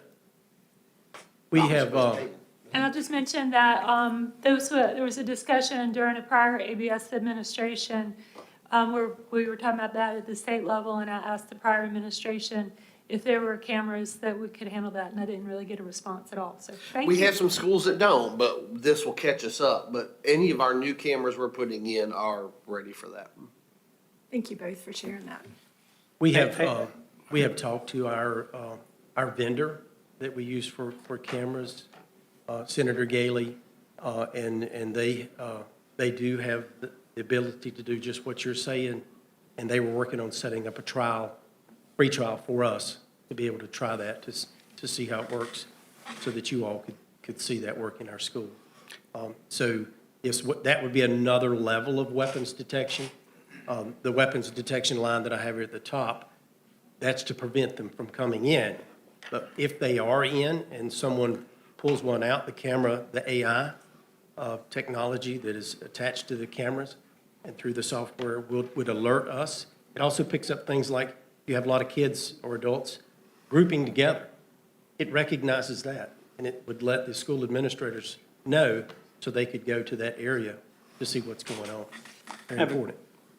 I have a question. Yes, Mr. Priola. Thank you. How much of these cameras that we're talking about, what's the price range?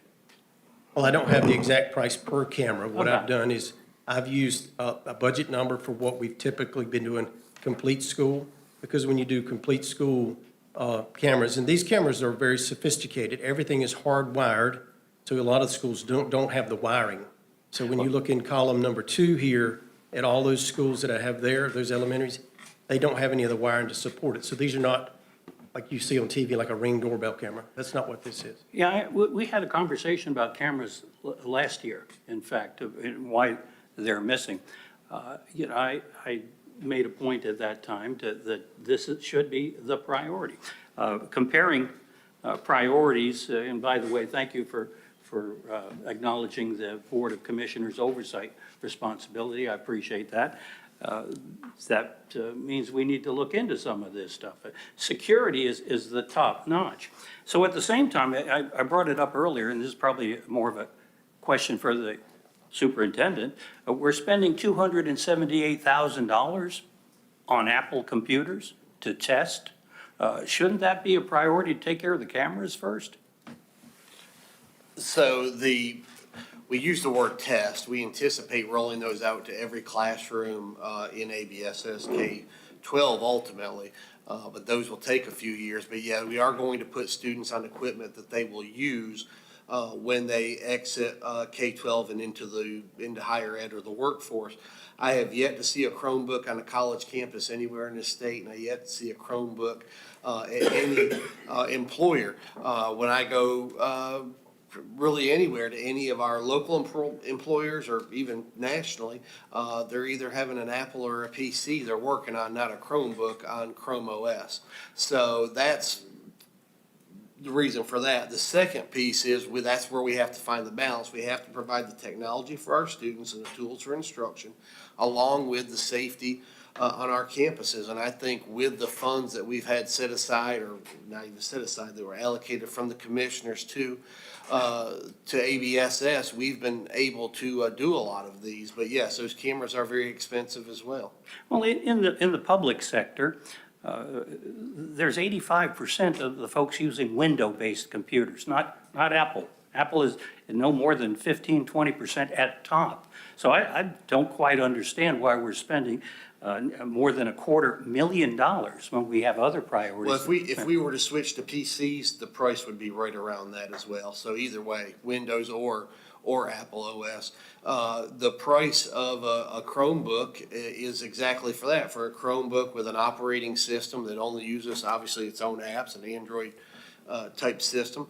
And we've got to get out of that. And I think you see that across the whole state. School districts are as funds become available, because it's easy to use Chromebooks. That's why we've used them here forever, and even in my previous district, we had a split Apple Chromebook district, and it will be that way here too. It'll have to be split for a while because of cost. But I'm here to tell you, in the UNC system, in private colleges, and in the workforce, no one is using a Chromebook or Chrome OS or Google Apps. Well, last year, virtually at this time, as I recall, I put that same question to you and to your deputies.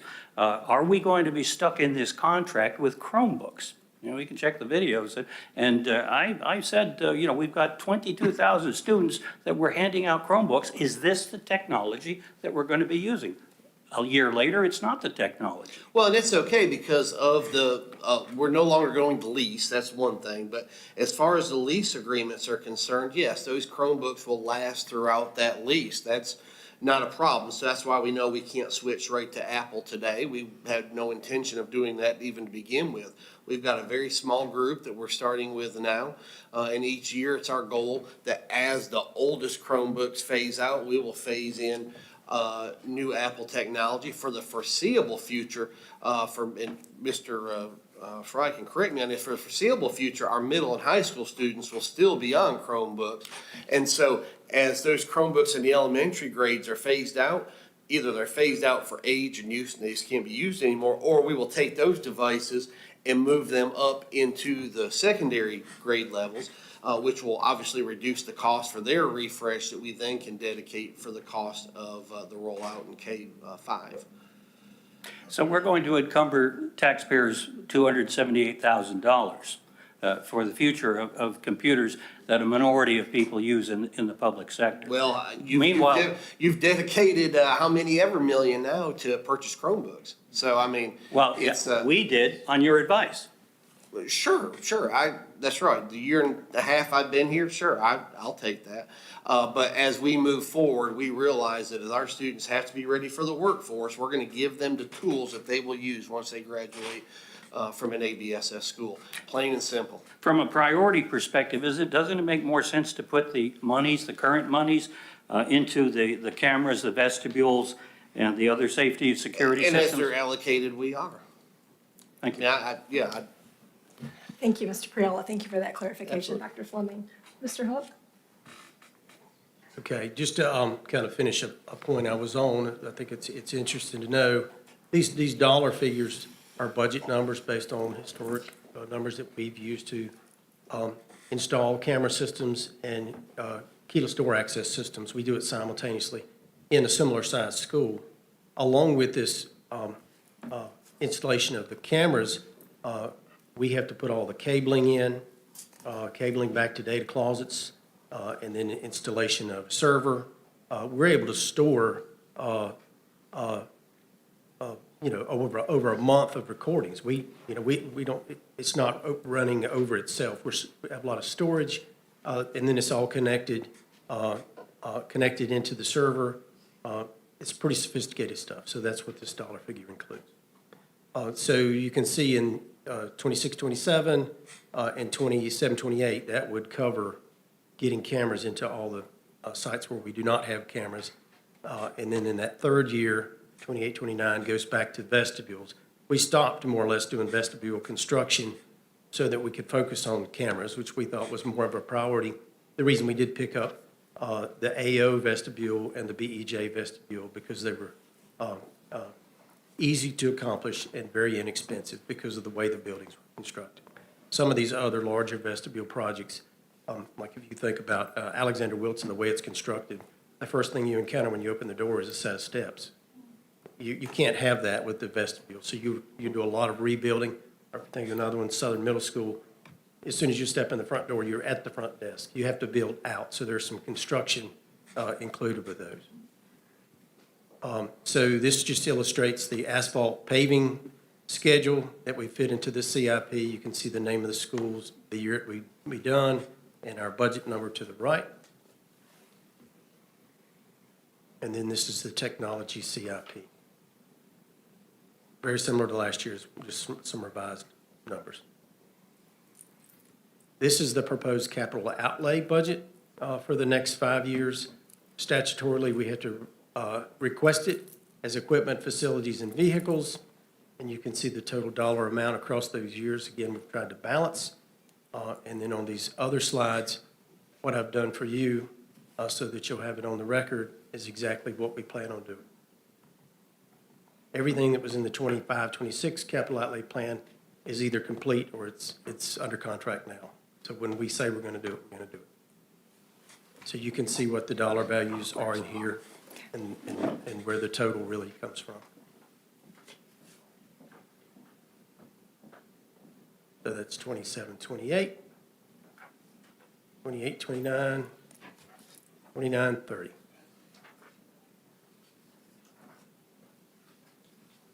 This is the last slide I have, and I think this is maybe the most important slide of all that I presented.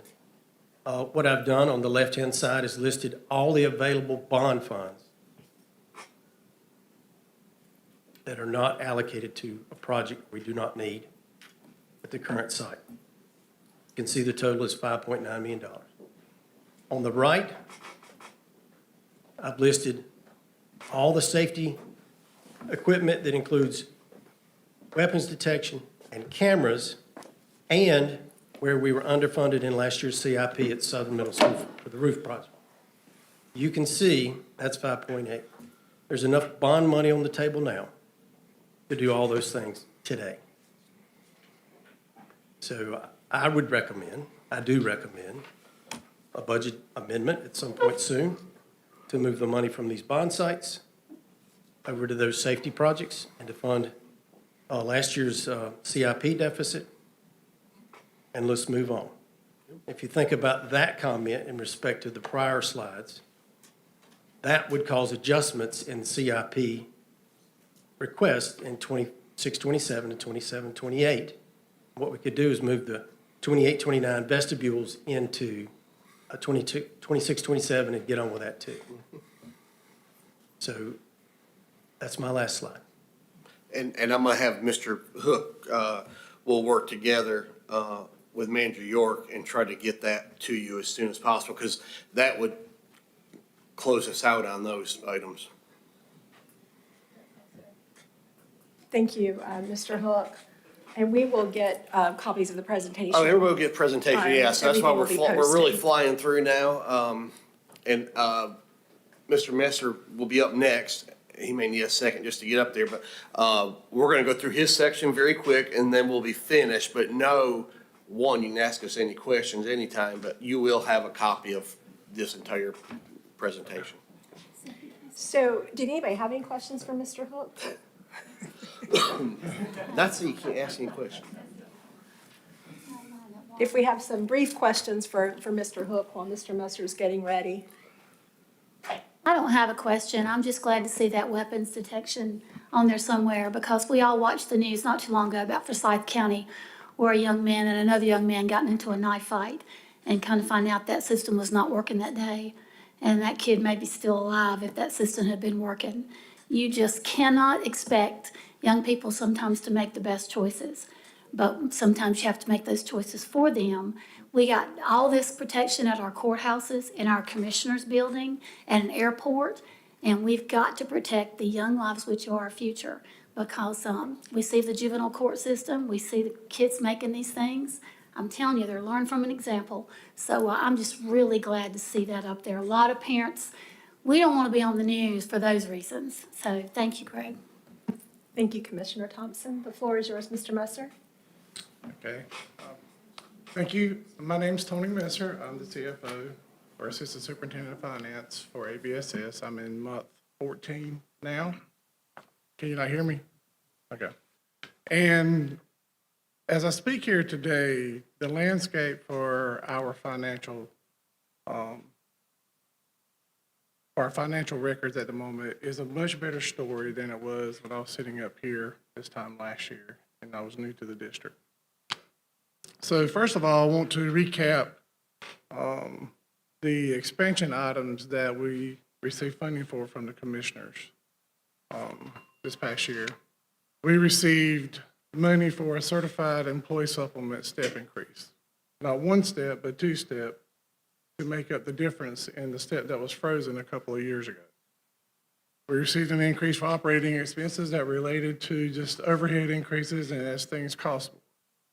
We had certified staff additions, which were school building administrators such as APs and instructional support positions. And the first time ever classified employee supplement that this district's ever had, to the tune of $1.1 million. That is extremely important in this day and time, is recruiting and keeping those individuals and employees that do those things that are outside of the classroom. Because if those employees aren't there, then we have to ask teachers to do more things that are not related to instruction. So very important to be competitive. And we had to allocate the charter schools' fair share of the expansion items that we received, expansion dollars. Currently, right now, we're running about 11.5% of the students total in Alamance County attending charter schools. And this is just a copy of the classified employee supplement that was implemented this year for the first time. It is based off of state service. So if you have 0 to 5 years of state service, you will receive a $1,000 supplement to your pay, broken up twice. Half of it's paid in November and the other half will be paid in June. And you can see the 26 plus years at $1,500. This was the budget resolution that was adopted by the Board of Education at the October meeting. As you can see, state funding is approximately 58.5% of what ABSS has as far as the 25-26 school year goes. Local funding, 58,106, 20%. And you can read the slides. Federal grants, child nutrition, 15 million, daycare, and other local current expense in the budget. Now, of course, there will be subsequent budget amendments to change things as we receive additional allotments from the state and as the school year progresses. Just some 25-26 budget notes. We had a loss of state low wealth funding of 5.4 million. So I want to revisit some comments that were made earlier. So as a school district, whenever we were notified that we were going to lose the 5.4 million of low wealth funding, we tightened our spending strings, and we decided that we weren't going to spend those dollars. So what we did was we shifted local expenses to state to spend that money so we save local dollars. And that's where you're going to see the majority of our negative fund balance coming back into a positive fund balance for ABSS. We had no more ESSER funding for this year. A loss of federal funding, of course, the $2 million is approximate because they're always cutting something at the federal government that we're not aware of. We're still waiting on a few state allotments to drop and additional state budget changes as everyone returns to Raleigh, we don't know. And then no salary increases in the current state budget. And I put that in there because employees are at a negative deficit this year as far as insurance. The cost of insurance went up starting in the month of December, but they received no pay raise. So in essence, state employees or school employees have less whenever you take the expense of your health insurance out. So I want to make that known. Can I say something about that slide real quick? Please go back. Just the loss of state low wealth funding.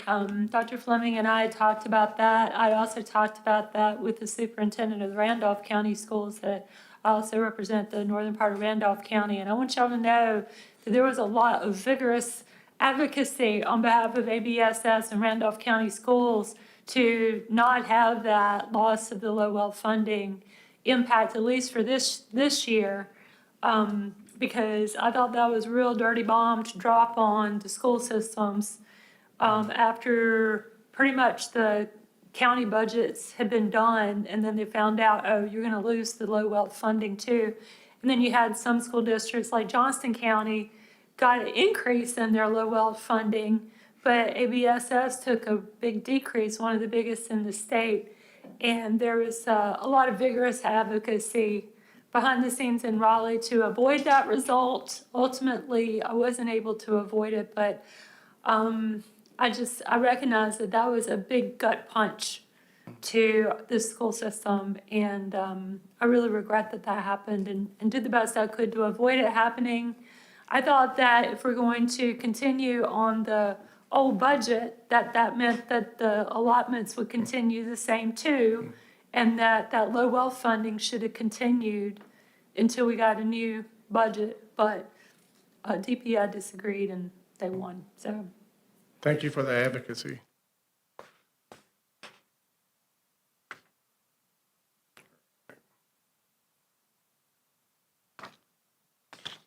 Potential budget requests for the upcoming year. I think that as we talk about competitive salaries moving forward, that the certified and the classified employee supplement probably needs to be addressed each year in some form or fashion to be able to maintain and keep competitive with surrounding districts. Athletic supplement increase, we were made aware of that hasn't been touched in quite a numerous years behind. It's been a while, so I think that's something that's on the table to discuss. Operational increases, that's just something that we have to have as far as having the need to contract services out. We have a lot of legacy employees that are retiring, and they're just, the employee workforce is just not there to replenish that. So we have to contract those services out, and that continues to increase from year to year. Certified staff additions, I know that Dr. McWhorter talked about our school improvement specialist added back to the 8 schools. And we need some more school counselors and additional assistant principals to help with all the challenges that are faced at the school buildings today. Employee benefit cost increases. Right now, it's just shy of 25% of someone's pay that we have to contribute to the retirement system. So that's just, and that continues to go up, and then it continues, the cost increase for health insurance continues to increase as well. And then academic software, and I think Dr. McWhorter touched on that just a little bit. And just a reminder that charter schools get approximately 11.5% of all the money that we receive from the county commissioners. And then I want to share the good news. You've heard it several times. We did receive a clean audit for the fiscal year 24-25 school year. If you have not seen it, I recommend that you go back and look at the November board meeting and listen to the auditor tell the Board of Education what a turnaround that the school district had in the previous 12 months. Something that you really don't ever hear of. There were no question calls, findings, exceptions during the audit, period.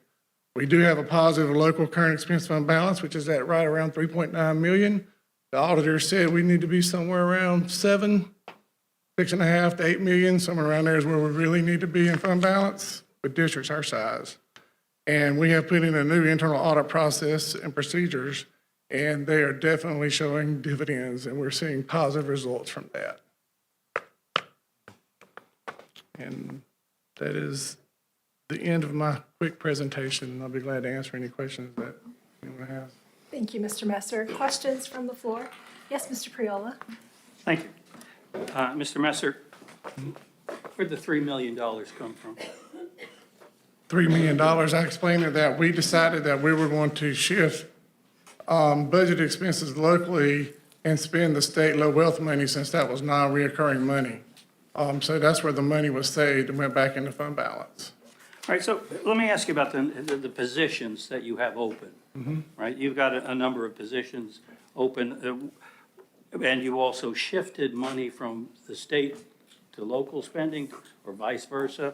Please explain that to me, and how are you accounting for the local funds? I've asked before to see the local funding, what you actually spent last year, and I don't recall receiving a reply on that. I'd like to know exactly what kind of county funds you're spending on which positions and so forth. So that's a moving target, Commissioner. One of the best practices is to make sure that you put as many employees on state funds as possible. So when you have workers' comp issues that the state of North Carolina is on the hook, I say that term loosely, they will pay the benefits of someone who is injured on the job. And that wasn't the case in prior years whenever I first got here. So it was a conscious effort to shift budgeted expenses on the state to local that were non-staff related and shift those positions to state with the flexibility that we do have. Now, we are within limitations depending on the funding source that we can do that. So how many positions are you relying on for local funding that are still open? That are still open? Yes. That I will have to get with HR. I don't know that number off the top of my head as You far don't as have a local. ballpark? Most of our most of our positions are all teacher positions, TA, teacher assistant positions. They're paid from state funds. I don't know of any positions, right now, other than maybe some maintenance, and I'm trying to see if we have maintenance positions open, that would be locally paid positions. As I flip through here, none of these that I see are locally paid. We should have several locally paid positions. We should be so far above the state allotment, because that is where schools turn around. You talk about turnaround in academics, through teacher assistants, through the instructional coordinators we're talking about, instructional leadership, either at the school or district level. Those should be locally paid positions, but we haven't been able to do that. We've only been able to rely on our state funding. So when you walk into any of our schools and you see a teacher, I can tell you right now, they're state funded. That's not the case in every district. You might have some state funded, some locally funded. But here, I would say almost every certified position I can think of is a state funded position. Or federal. Or, yeah, it's a handful of federal, right. There's a report that we have to file every year. It's called the SS 200. And that is for employees, number of employees, and the SS 300, which is supplements. And that is public record and it's filed at the state. And you can look from year to year that number has not increased significantly, which has been stated here today. In fact, as I look through here, we have some coaches. Obviously, the coaching supplement is local, but their salary is state when they get into a teaching position. I believe some of these traffic directors in the road, what we used to know as cross guards or crosswalk guards or whatever, those are local, very low wage positions. Everything else I'm looking at, I believe, is all state. Our financial transparency dashboard is one of the best in the state of North Carolina. I highly recommend everybody in here to go look at that, search for that. If you're not finding the answer on that you're looking for, we'll be able to provide that for you. But there is a plethora of information pertaining to ABSS on that. Mr. Messer, it would be quite helpful if you would make that dashboard with the checkbooks in particular in a searchable fashion. Right now, you've got PDFs, as I recall. There's no way you can search that, and there's no explanation of what those expenditures are. That would be very helpful to know, so that when we're looking over the checkbooks, that we can make sure where we're spending money and maybe where we shouldn't be. Commissioner, I can answer that because I have the same gripe. The issue is our software that we are using is not the most modern software package. We use one of 2 or 3 software packages not provided, but supported by the state. I know our legislators will talk about, or will understand this, and I hope everyone else will. There's the school business systems modernization project's been around a few years. It hasn't been real successful. The state, I think, in fact, legislators have tried to hold DPI accountable for that. It's been millions of dollars spent. We're still using a system that's probably 20 years old or more in our school finance arena. There's some more modern systems out there. I think, in fact, the county, there's Tyler Munis, and there's some others out there that are much more modern. Once we get to a point that we can switch to a modern system, it'll actually feed live from the finance system, and you would have the searching capabilities to see which PRC or which fund they come from. And right now, it's a simple export out of that system onto our webpage. And so, but I agree with you on your sentiment. All right, respect that. more modern system would be helpful for searching. But what you could include, I'm sure, with the current system is an explanation of what the brief, you make it a couple of sentences, of what those expenditures are all about.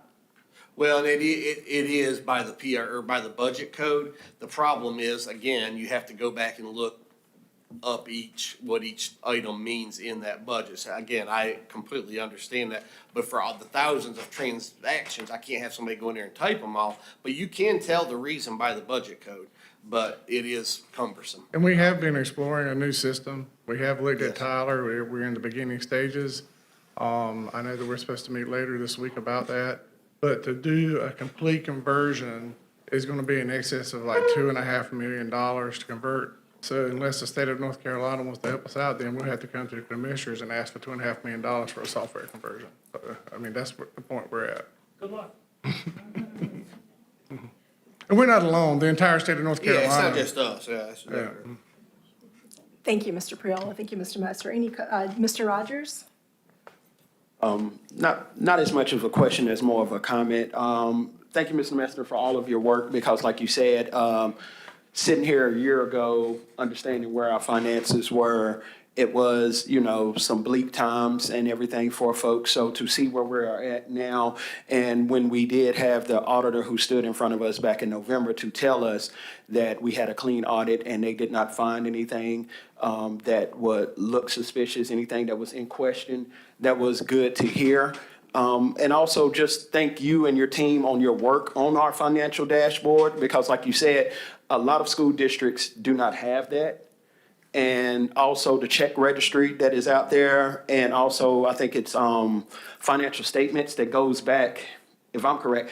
I haven't looked at it in the past month or so, but normally I would look at it about every month. But I think it goes back multiple years on the financial statements. So thank you for your work on that, on bringing those things forward, because before I was even on the board, and then when I first got on the board, none of those things were in place. None of those things was there. It was just more of having to send emails, asking questions, trying to figure this out. And now, don't get me wrong, it's not like I still don't send you questions, Mr. Messner, but being able to just go out there myself and then being able to direct other folks to be able to go out there has been very helpful to me on telling people where they can go and look at our finances. And also in our various meetings, when you give us the updates and explain out our line items, that's been helpful to me as an education, as being a board member, on making sure that I can wrap my head around what we get in financially and then what we are spending out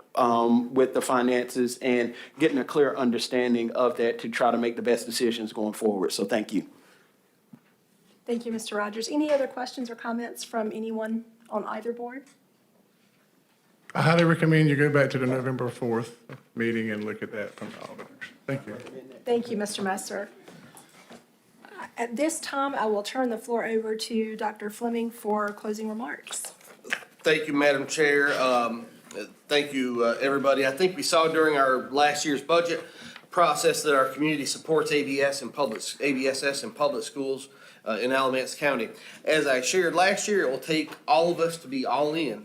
We're heading in the right direction, as we can see that, and as everyone's pointed out today. But let's get our school buildings in a condition that's conducive to learning, our local supplement that recruits and retains the best teachers, school leaders, and support staff. And we promise to have the academics at a level that the state, maybe even the nation, notices.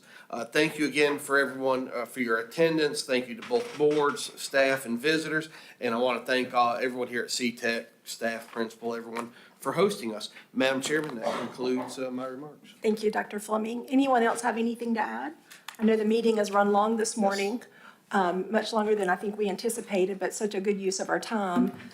Yes, Senator Gailey. I'll just say thank you so much for hosting, and it was really good to see everybody. I could do this all day, but we have other obligations. So, yeah, I'll come back anytime that I Thank you can for come that. back. Thank you. Thank you. At this time, I will, yes, Ms. Thompson. I would like to pray for you guys to go through rezoning. I was on the board when you did that. It is the most emotional thing you will ever go through, but I encourage you to be strong and look at the big picture, because it's so important. Thanks. Thank you. Anybody else have anything they'd like to add? I see your red Motion to dot adjourn? down there. Yes, Dr. Parker? Motion to adjourn? Thank you. From the Board of Education, is there a second? Second. Thank you, Ms. Harvey. All those in favor signify by saying aye. Aye. Any opposed?